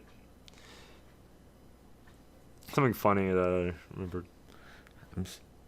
Remind me to start checking the broadcast settings on stream setups because there is enough times where I accidentally hit the share button or select button, and I'm gonna have to hope that they have it set to screenshot instead of save a replay, because screenshot won't interrupt the game, but but on default it'll set it so if you click the select button, It'll pull the menu. then it'll pull up the menu and stop everything. It's like fuck. So that'll happen sometimes when I'm sliding my thumb around. Yeah, my I have D-pad. my setup on that. That's So supposed to be like the default. Not even just Guilty Gear, but any game. If you bring a PS4 setup, you're supposed to have it. I know a lot of games 1080p is fine. Some people say set it to 720p to make sure there's no frame drops. And I just do that anyway. And then also set the home button setting, well, share button setting so it screenshots, and then hold the button is pull up the menu, where it's reversed by default. Okay, Swap so that so people don't fuck up. I didn't know. So you said set it to 720? That was the issue for Blaze Blue, and I just started doing it for everything. Okay. So you would set the game to be at 720 resolution? Well, the PS4, you set the entire PS4. PS4 to 720. Okay. I didn't know that. That was interesting. Yeah, I Like- feel like I had a better frame rate on DMC than most people. I think it might have been because of that. Mm-hmm. People still running on 10. I didn't know that. I thought it was just like perfect 1080p for most PS4. I didn't know that. Okay. I don't know what all games it's relying to. I just know me and some other people set that. I think it's mostly for Blaze Blue, Central Fiction, but That's why their stages aren't optimized. That's why Misa gonna hope they have a Switch port for Persona, which apparently Walmart or Best Buy accidentally leaked, and they did that for the Crash Bandicoot trilogy, and then it became true. But that'd be cool because I don't own a PS4. Now I'll have Just get a PS4. two distinct reasons to get a Switch. It'll be for Fire Emblem and Persona 5, and I don't have enough games to warrant getting a PS4. Sorry, Scott. That's fine. We don't need more setups. Just bring your desktop to every. Oh, you know what's neat? I don't know if you What? knew this, but like they're trying to do like DOA as like PC. I don't know if I mean they, but at least Katsu was telling me, at least in April Annihilation, that they were gonna do PC standard for DOA. Why? Apparently it runs better. I don't know. I have no clue. Or A I lot of not things now run I have better no on PC. clue, but I don't have. I don't remember Unless the exact PS4 things. has like a game-breaking bug. I don't know. I'm not a DOA player. Yeah, I don't know. Maybe someone in who plays DOA can let us know. Oh well.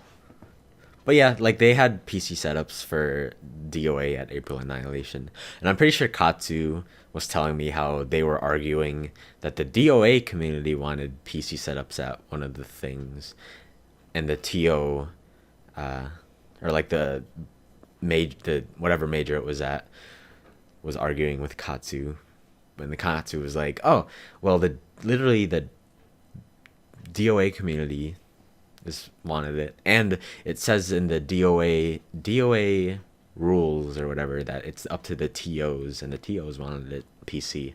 Oh well, I don't know DOA, but it's neat to see PCs being. That is interesting, yeah. But yeah, PS4s. That's what I was thinking because consistency. PS4s, yeah. PS4. You don't need to worry about. Because I remember the moment you start doing PC, you need to start setting standard specifications for the hardware. Yeah. And that is not exactly something you can enforce. Yeah. Oh yeah, Samurai Showdown got new stuff. Ukyo trailer came out. 3 new characters got revealed a while ago. Was Ukyo that blue-haired guy? Yeah. We knew he was in the game, but we got his gameplay trailer. Mm-hmm. I think that was today or yesterday or something like that. That's cool. Probably gonna play him until Kazuki comes out. Definitely something I would like to buy to learn, and not really Mortal Kombat. Mortal Kombat looks like shit. I do want to try it. No, it'd be cool because I didn't try what I said earlier, all that gore stuff is kind of cool, and the game just looks pretty as fuck. The graphics honestly, are good. The graphics, wow. I didn't think they could have the gore and fatalities and all. That's not for me.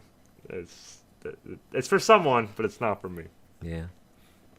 I think literally I was just listening to Castle Super Beast podcast. Is like, well, what's the deal with Mortal Kombat and all its gore? Well, it was a big deal when you saw, Mortal Kombat 1 next to Street Fighter, and it was like everyone losing their shit because it's like this gory thing is, yeah, it's cool. But from an actual gameplay perspective, I don't have an opinion because I haven't played Mortal Kombat. I played Mortal Kombat, or I haven't played Mortal Kombat as I was a fighting game person I am now.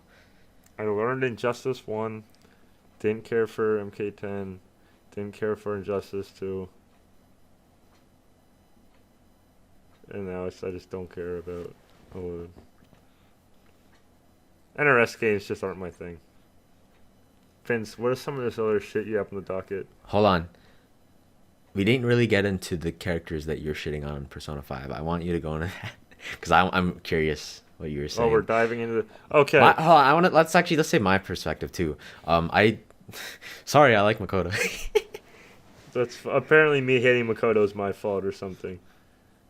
Even though her idiotically walking into the enemy hideout, like, oh, I'm doing it, guys. Look, why do I not remember that? My sister. I don't know. So can you remind me again? Was it the bank dungeon? Yes. So. First off, she ends up in the other world like a dumbass, and that was later. That was much later. She found the bad guys who had a lead to the guy they had to find. Yeah, and then she set herself up for blackmail. Then she's like, oh, fine, I'll follow you to whatever. And we'll just call him Joker. He's like, what the fuck are you doing, you dumbass? And then he's like, sees her go with them. And so he runs in and saves the day because dumbass thought she could do something. At least she's cute. She's like, look, I'm being as helpful as my sister, right? That's her whole gimmick is just like, oh, my sister, though. And Anne is just like, oh, my friend, though. And I haven't gotten the Haru, so I can't make fun of her. I wasn't too interested in Anna as well. But Haru, so I loved Haru's design. But then I played the game, and she suffers from not getting enough screen time. So I wish... So it's not that she's a bad character. It's because she didn't get enough development. She's just a bad character design. Hey, she's cool. I'll send you some pictures right now. Put her next to Takumi or Hifumi and try and tell me that. They're different. Hey, she got cool hair and stuff. Her hair looks stupid. And her outfit's kind of cool. Kind of puffy. Her outfit's stupid. There's some top tiers in there, like it's Akechi. That's his name. Fuck Akechi. Akechi. Akachi. Oh God. Okay. It'd be neat if they went into his character more. Like in. Why is Makoto's sister just better than her? In every way. She should have been playable. Like Hifumi.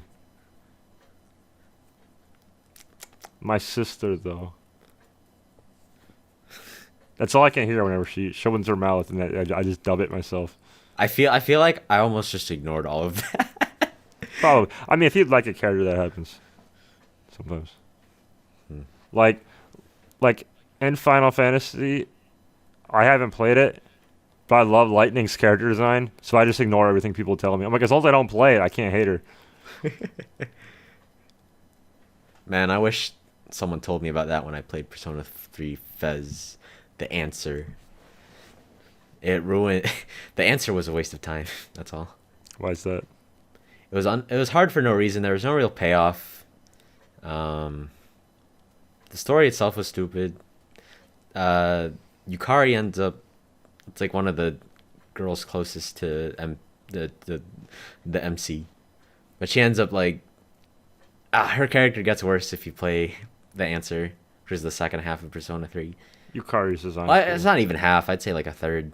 It sucks. Makoto has a cute scarf, but the rest of her characters try. She has a slab of metal on her face. She got brass knuckles. That's cool. Scar. Skin tight outfit's cool. Scarf's cool. Her hair's okay. I The have red eyes are. They're kind of cool. Motorcycle's kind of weird. It's But super weird. at least it's new. At least it's new and unique. Her name should be Ryder. Oh It yeah, should be her Queen. name. I can agree on that maybe a bit. It should be Ryder, but she's like, no, I'm Queen. Call me Queen. Hey, call me one of them fake characters. Oh well. Futaba, I wasn't interested in. She, unlike the other female characters up to that point, actually like had a backstory. Yeah, yeah. Like Anne, I forget Anne. I always forget Anne's friend's She name. has. I don't know. Shiho, there we go.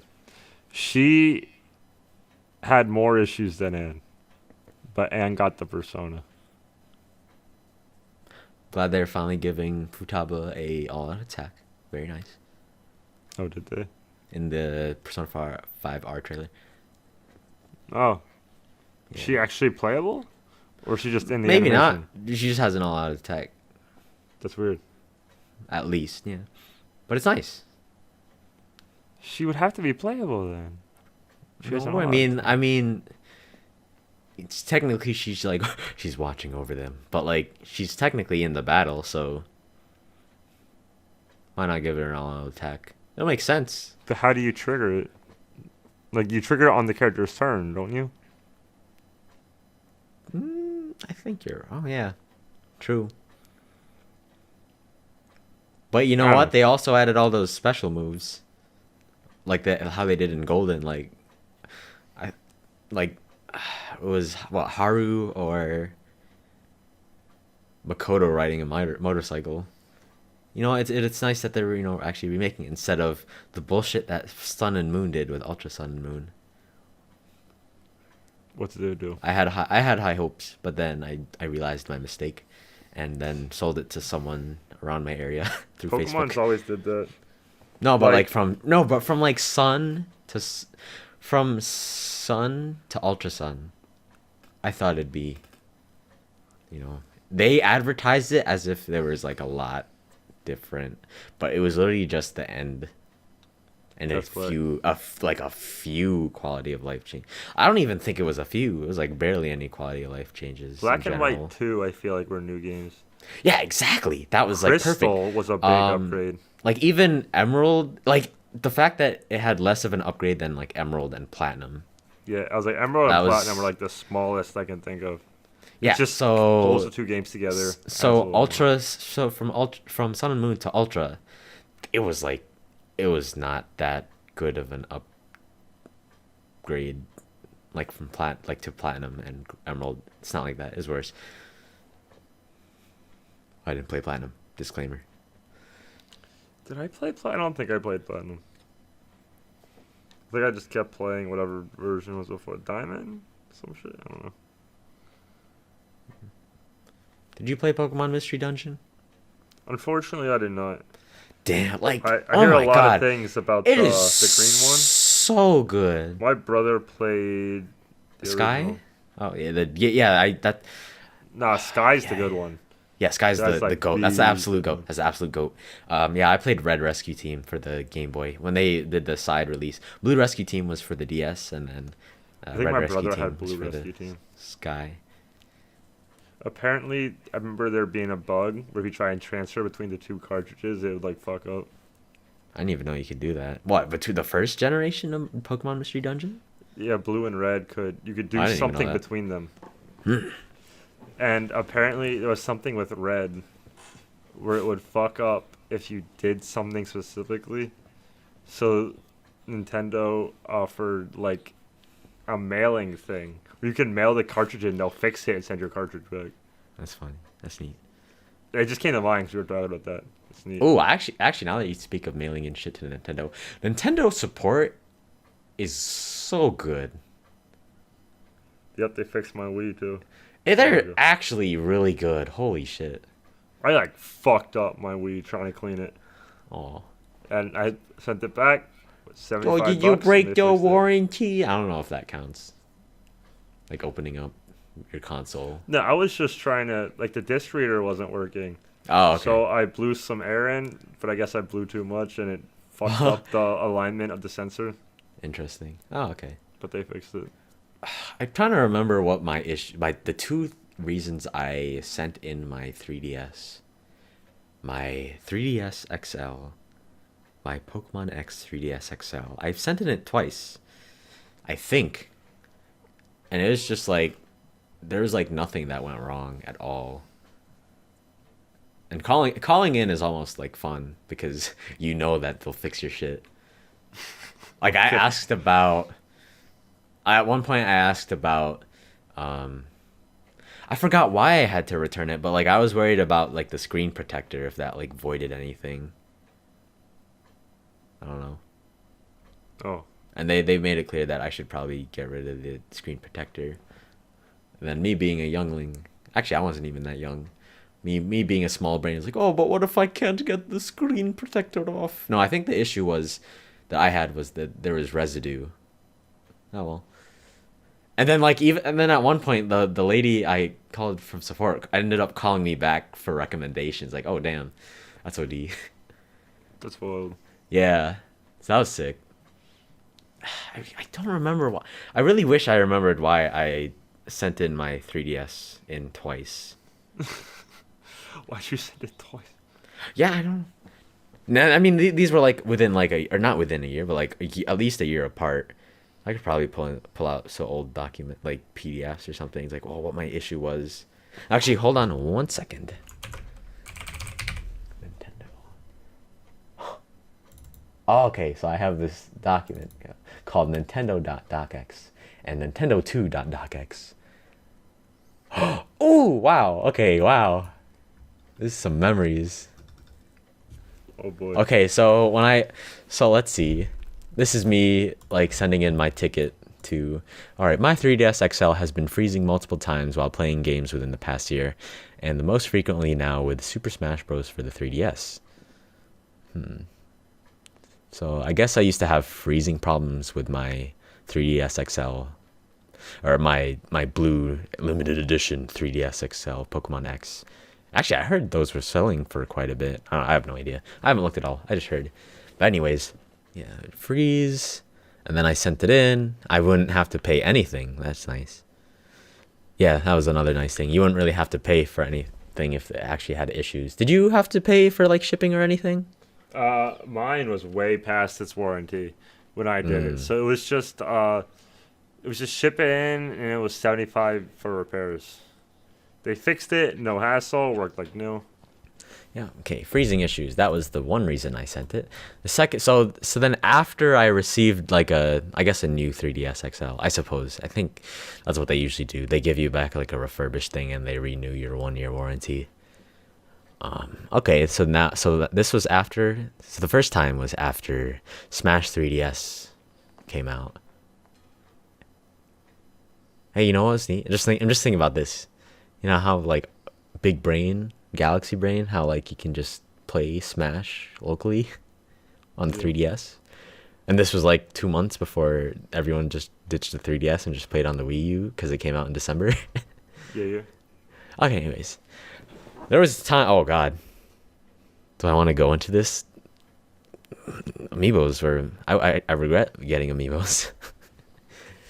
I imagine. But, I mean, the experience of lining up outside was kind of neat. Because, you know... They're at least better than Funko Pops. Yeah, I'll say that. I'll always rep that. They are nice figures, but my high school mind, I guess, felt the need to collect the Smash characters that I played. And I said, oh, I'll just buy DK. I'll just buy DK. And then I bought DK. And then I started trying the other characters and then pretending and telling myself that I could play these characters. So now it warrants me getting this character amiibo. And then I ended up oh man. Anyways, I wish Sheik and Ryu. They're still let's in just the box. say let's just say I wish I had only bought like Ganon, DK, and the Fire Emblem characters, and I have a lot more than that. Anyways, all of them? No. Oh, but I'd still say like a considerable amount for me to say it's a problem. You had a lot. It looked like you might have had all of them. Yeah, not all of them, but it looks like all of them. That's as well just get that's all of the them problem. at this point. That was the problem. Yeah. Oh, luckily I stopped myself, but not late. It wasn't early enough. But anyways, the second time that I sent in my 3DS, which was the one that was sent back to me, is when Omega Ruby came out, and there was always this. It was consistently at this one point in Omega Ruby where my 3DS would freeze. Let's see. Every time a certain interview event occurs in my Pokemon Omega Ruby, the game will freeze on black screen, but the music will still play. I would then need to hold the power button a few seconds to turn off the 3DS XL. There was one part where this interview was necessary to get through the main story of the game. Oh my god. Did you play you played Gen 3, right? Yes. I think it was the point after Watson's Gym where you go north, right? Yeah. It was like before the forklift and after the Watson's Gym, I think. And like on the left side there's that house with like the family that you fight 4 of them. Do you happen to remember that? Yeah, I remember that.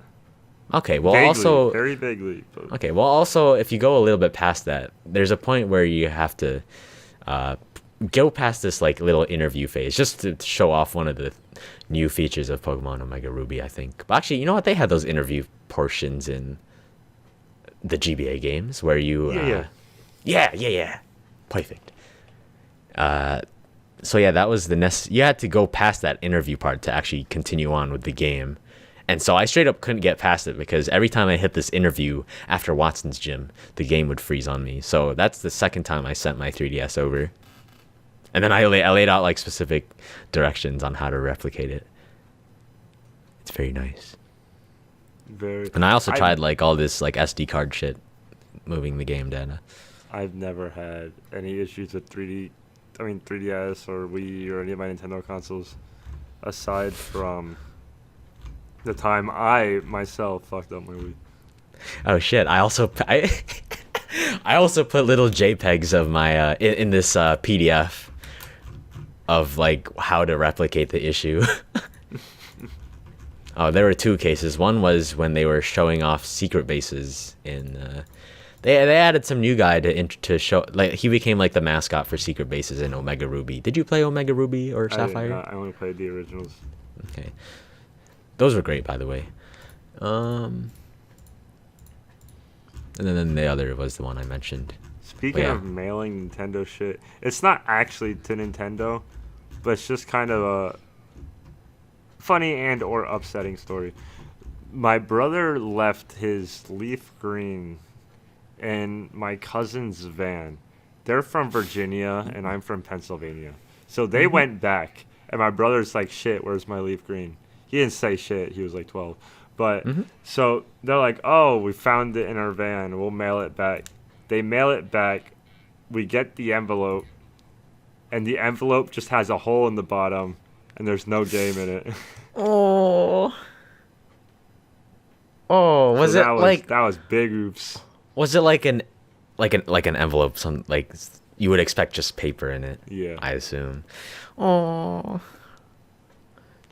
It reminds me of when I got a gift from Frips. I showed you that, the artist Frips site. Big shout outs. He's a cool guy. Met him at CO Otaku. He gifted me basically that Kurisu print with the Crimbus, and the package said "Do not bend," and it was very bent. But oh well, I mean, it's a gift, and I will cherish this. Oh, thank you, Frips. Yeah, that's always unfortunate when it's like do not bend and they just smash it into a mailbox. You don't hear too many. Sorry, you hear enough like mailing problems, but I actually don't hear too many mailing problem issues with like artists mailing prints. Yeah, that's weird. Only one I heard was I know one artist they bought a big roll of do not bend stickers because apparently that was an issue they were having. Yeah, the envelope itself said "Do not bend," but it was bent as fuck. Sometimes they just don't care. Yeah. Delivery people are stories about that. Because I think delivery men, women, they need to have like how Domino's Pizza says, "Hey, Steven's delivering your pizza," right? I want a name on who's bringing my package to my door. So if my package does not get to my door, or there's something wrong with my package once it gets to my door, I have a finger to point. But currently, these delivery people have zero liability for them delivering anything. Yeah. Without that liability, like I had a package once, it told me it was getting delivered. Then they said, sorry, there was no one here to sign. I'm like, I was home all day. Yeah. There was someone here to sign. And then I said online to reschedule next day. Reschedule next day. Reschedule next day. I'm like, fine. Reschedule 2 days later. None of these attempts went through. I go and to pick up my order, and all I see on the box is just said, not delivered on the first date. There was no attempts made afterwards. I'm like, then what's even the point of this rescheduling? I have no one to point a finger at. And I wrote like a long ass email to my local delivery thing, like saying, this is what happened. This is why I'm mad. I did all this, and I still had to go get my package like a week and a half after it was supposed to be delivered.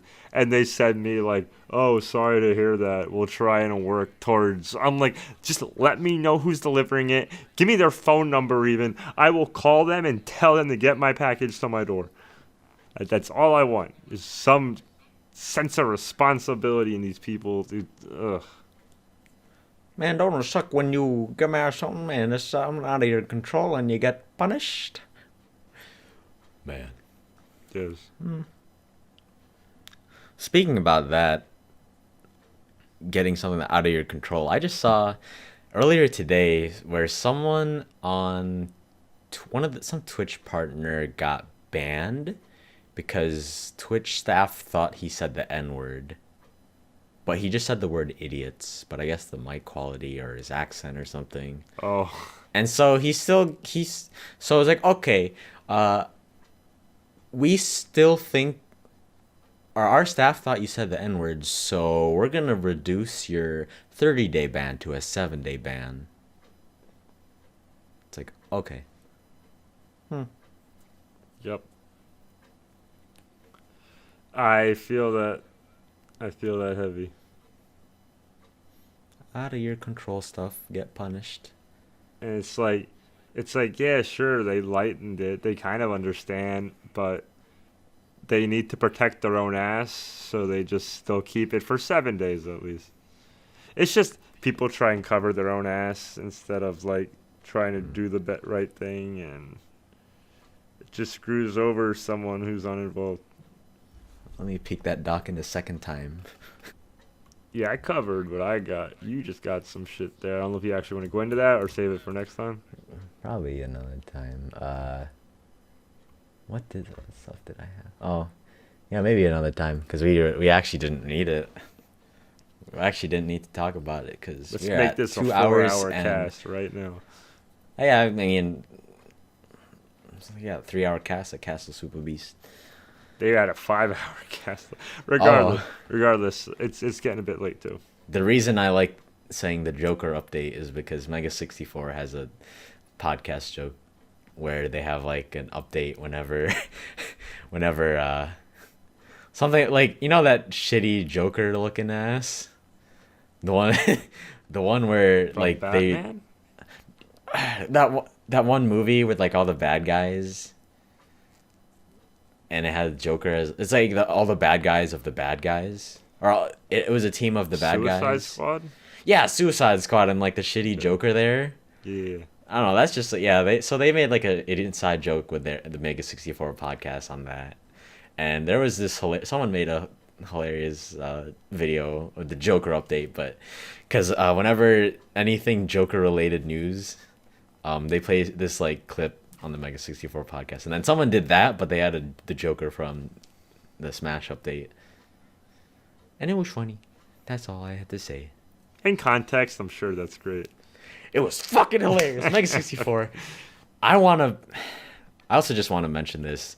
I want to rep one of their like gear, their merch, but like my problem is, I'm in the mindset that like, why would I want to buy this? It's inferior to this out of stock thing that I almost had the opportunity to buy at PAX, but I didn't because I didn't really follow them until after I went to their panel. So it's like, do you settle for the out of stock one now and just know that you could have had better? Okay, so at PAX, I went to their panel, and that's basically how my interest in Mega 64 started because, I mean, they've always had their like, their public prank video, not prank, God. That's a rip, but like their public videos were like now playing Mega 60 or now playing Super Mario Brothers 2. And like you saw those clips when I put it on the big screen at your place, right? Yeah. Anyways, after their panel, then I started like watching their videos more through their Twitch channel that just plays reruns of their old videos. And so at PAX, they had this like shirt by Kinuko, the like Skullgirls artist, one of the Skullgirls artists. Oh, okay, yeah, I know like their Kinuko, art, but I didn't know the name. Cool. Yeah, Kinuko cakes. There's like two big ones that I remember. But anyways, she does a lot of shirts for them now. But like, they were selling, some merch. This past weekend, that was like limited time, I guess. But I'm like, I don't feel this shirt design as much as I did this out of stock thing that I didn't buy because I didn't really know them. And it's almost like this forever lament of, I don't think I could settle down for this piece of merch because it's inferior to the one that I almost or could have bought, but I didn't. It's like, those lifelong regrets. Hey, if you go to an event, the more events you go to, one thing to do is just try not to leave that event without regrets. And what regrets did you have for No, not Otakon. Magfest. We're going back to Magfest? Fuck. Oh, no, we shouldn't. We already did it. I mean, if you just want regrets in general, yes, literally the exact same scenario. Broken Tier, a long time ago, before it was even into Guilty Gear, had this really cool shirt, the In Dust We Trust shirt, where it's Soul doing JD, and it's written in this cool font underneath. It was a red shirt with the design and text and black print. They did a re-release of this shirt. This time, it was black shirt with the gold print and gold logo. I bought that, and while I do like it, my only complaint is after a couple washes, the gold print starts to chip a little. I mean, it's just for normal wear. Mm-hmm. I'm very upset that I would never able to get the red with black design shirt. I see people wear that, and I wish I had it because it doesn't have the like gold foil that chips off. It just red with black on it just matches so much stuff that I have. Wondering And if it's not I don't compact. regrets I had from the MagFest prior and too many games was not getting pictures with. That's just kind of mean, honestly. That's like it's like I don't know, but I didn't get a picture with Chris Chan. I guess that's my only regret. But it almost feels kind of mean. Cause like, oh, I got a picture with the almost like an object. Ah, yeah. That's yeah. kind of kind of like treating him as like, I I guess. don't know. My I don't only know. regret from, I guess it'd be too many games ago, was when I was playing Fuck with Wooly. Mhm. I should have just looked at him and said, "This is the next fisticuffs, right?" And I didn't. I pushed out 'cause I'm a bitch. Oh, and he hasn't had a fisticuffs on it. He never had one on Fuck. And now fisticuffs is dead. And getting into fighting games, his new series just doesn't have the Yeah. same... Like atmosphere. Yeah, as, that the other one had. fisticuffs. Because they just sit on a couch, they talk a lot about the game, then they play the game a bit, but it doesn't have the same atmosphere as like when they had the 3 or 4 people on the couch just playing whatever game they threw on.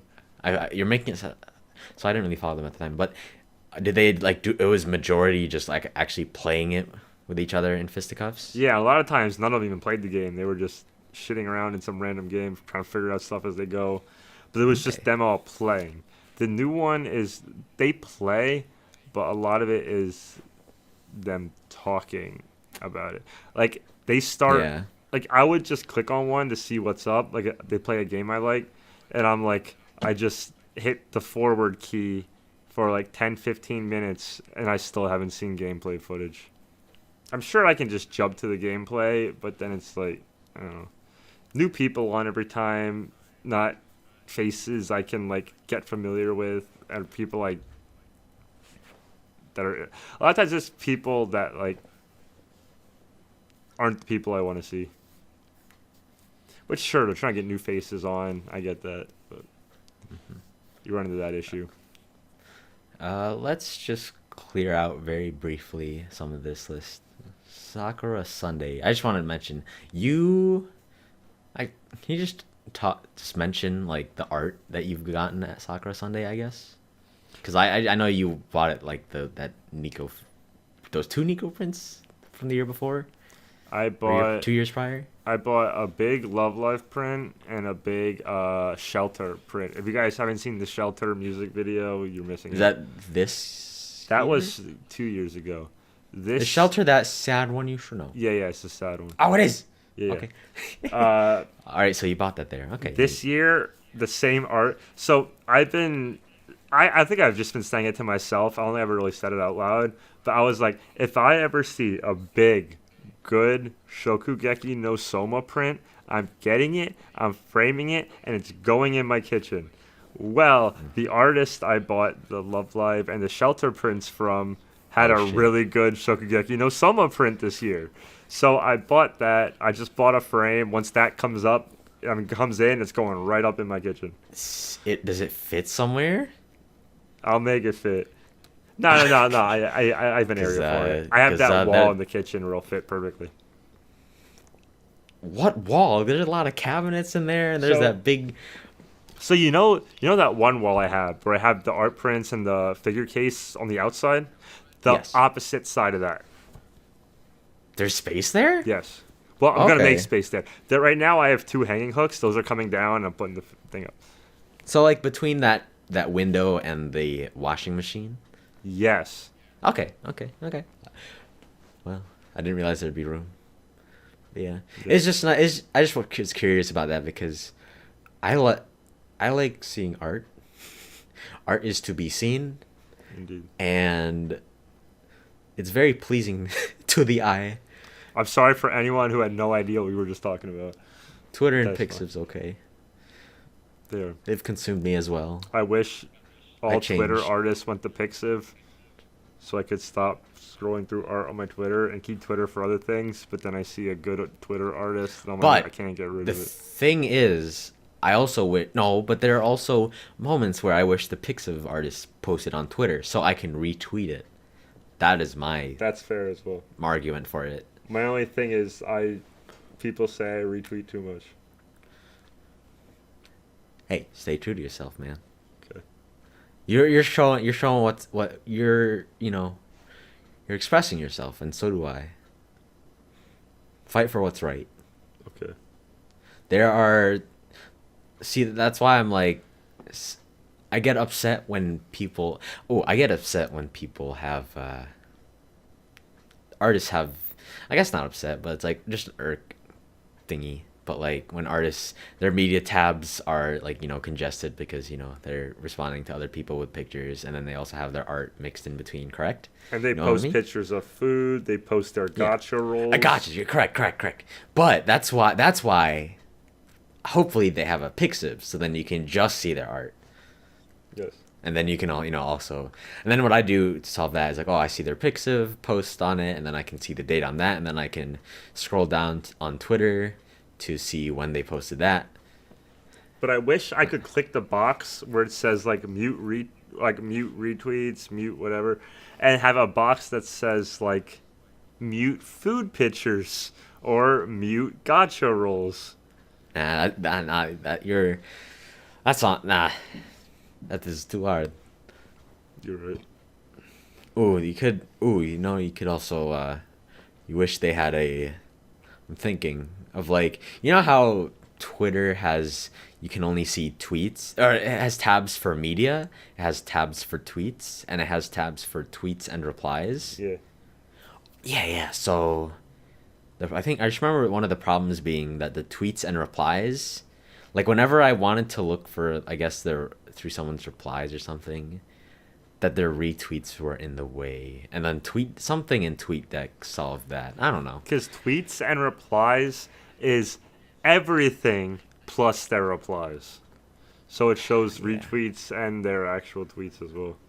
Yeah, It's kind of weird. but There's I don't know, no way something to. about The only way to search for not retweets is through media, and if they just did a text tweet, you're not finding it. Anyways, I love Twitter. I love artists. It's cool. Artists. Crisps. Pixel's great. It's cool, yeah. Otakon regrets? I didn't buy the Senjigahara book or something, but I got the Kanbaru one. I hard mentioned my being in- Magfest ones. Indecisiveness I mentioned my Evo ones. is tough. Indecisiveness and anxiety. I think yeah, those two. They'll kill it. They'll hurt you. Looking at this list, tell me the examples of TSB scheduling on holidays. Oh yeah, so Manny has this weird thing. Super TSB was on Easter weekend. Go back from Super that. TSB was Easter weekend. I don't remember if it was a Super TSB or regular TSB, but they had one on New Year's, and it's like Manny, no one wants to go to New York on New Year's. Except people. I don't know. Except people who are already in New York. I mean, people who don't really celebrate these, I guess, random holidays. Because that's kind of me right now, honestly. I want to Like, say there was a TSB Thanksgiving weekend. I think that sounds right. That sounds right. That sounds right. And I want to say I'm missing one. There was like the 4 TSBs of the apocalypse, and I can't remember the other one that ended up on a holiday. And it's like, why would you put it on a holiday? Ah, fuck. Just because you don't celebrate doesn't mean others don't. Oh well. I know, but it's like, Or yeah, just because You're trying to Manny doesn't optimize. celebrate yeah. on those holidays, then there's a lot. Yeah. It's just trying to optimize your player base. You want to try and avoid that. I haven't really touched Apex, I'll be honest. Oh yeah, my friend group pretty much got back into TF2, and I'm very happy. But that also means I'd rather play TF2 than like make shit. I feel it. I've had stuff on the mind and Dog, the so have initiation. I. Man, no initiation there because I'd rather play TF2 with the boys. I feel that. I want to make shit, but it's like I could just play Fire Emblem. Yeah, I'm so glad you're getting. I have a lot of games to play. I'm glad you're getting the Fire Emblem. Fire Emblem's cool. Yo, you know what's nice? A tub of ice cream for $2.50 or $3. What? Or whatever. What is it? A tub, not like a tub, but like a tub of ice cream. Yeah. I'd be comparing prices and shit. Man, I got a $4 ice cream cone at New York because I said fuck it. Oh wow, I forgot to talk about Kino, I guess. Yeah, I tried to bring it up and you put it At the very beginning. Yeah. I was gonna bring it back up, and I'm like, nah, it's gone. It was like it's 3 stories, but it's like the ground floor is like books, general books. The bottom floor is like foreign stuff. And now, I discussed Mitsuo Market before. This is that same store, but a bigger one. This is so like Mitsuo Market in New Jersey is like also includes this store called Kinokuniya, I think is what I remember. I'm gonna call it Kino, but basically there was like a small Kino at Mitsuo Market, like right next to it. Weeb goods and such. So the one in New York, the Kino is 3 stories, but like the basement is like foreign stuff that isn't really weeb stuff. The top floor is all the weeb goodies. Nice. What else? Yeah. What else? Can I even say stuff about it? I don't know. I like showed you all this anything interesting there. Yeah, Yeah. I mean, it has some weird novelty just walking through and seeing like all the figures and books on display. But yeah. a lot of times when you go to like an in-person store, they don't compete with online prices. So if you have patience, you can just. I usually use these stores to go see what you can get, and then just go buy it online. So like so back when first episode 0, when we talked about I don't remember. You talked about going to Mitsuo Market again. So you went prior to that. I went with you guys. You bought 2 figures. Now how were those prices compared to online? I want to say if I buy anything there, it's after I checked online, and they're either hard to find or the price there is even, or maybe even a little above, because you get the gratification of it's just there. You looking have it at now. it. Yeah, and looking at it. But yeah, if it's something like $20 or more compared to online, I'm just gonna get it online, or I'll just say I'll get it online, then not, and just save money entirely. But yeah, I'm pretty sure I talked about those figures and everything. But yeah, it fits way too overpriced.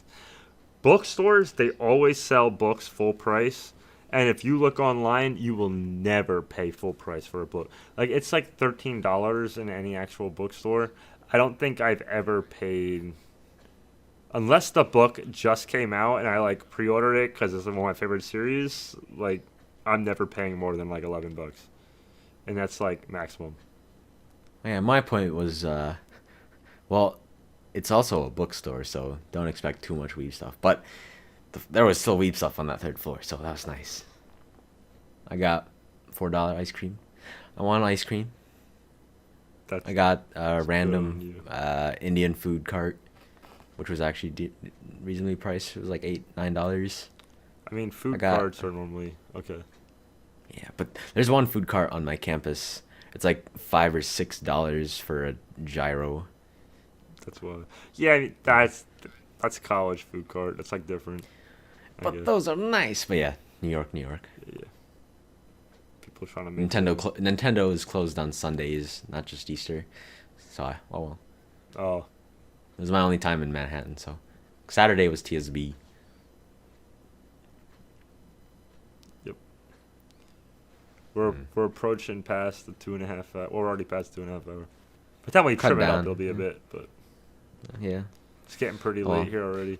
Have you been playing Apex at all? I think you have. Yeah, I've been playing Apex a little bit every week. I play nothing but Octane anymore. Who's Octane again? He's the new character. He has a stim pack where he like injects himself and he gets a speed boost, but he loses a little bit of life when he does it. But he has a passive regeneration when he's not in combat. So you can inject yourself to run faster. You'll get it back in a little bit. The injection comes up. Its cooldown is like 1 second. So once he's done running, you have to wait another second till you can do it again. But it takes health every time. And his like ultimate, I guess, is just a jump pad. He puts it down. Anyone can shoot into the sky with it. Mm-hmm. I always like get it stuck in a wall or something, and it's fucking useless. So I straight up have not been playing Apex at all because I'm with the boys. I'm with my boys on Apex. Real life catching up to me. That's not talking to that. And group getting the TF2, the boys visiting us from Canada. I have not played Apex in like a while. That's fine. But it's still good. It's nice. But no point in me playing Apex if I can just play TF2. With the boys. Mm-hmm. I think we can cut it there. Yeah, that's fine. Okay. I'm getting hell asleep. Oh, fuck. Oh, God, it's past your bedtime. It is. Oh, I didn't even realize. I'm so sorry. Well, no, I wanted to get it. I wanted to get a good podcast. We haven't had one in a while. Yeah. I also already planned. Yeah, I'm getting this off recording.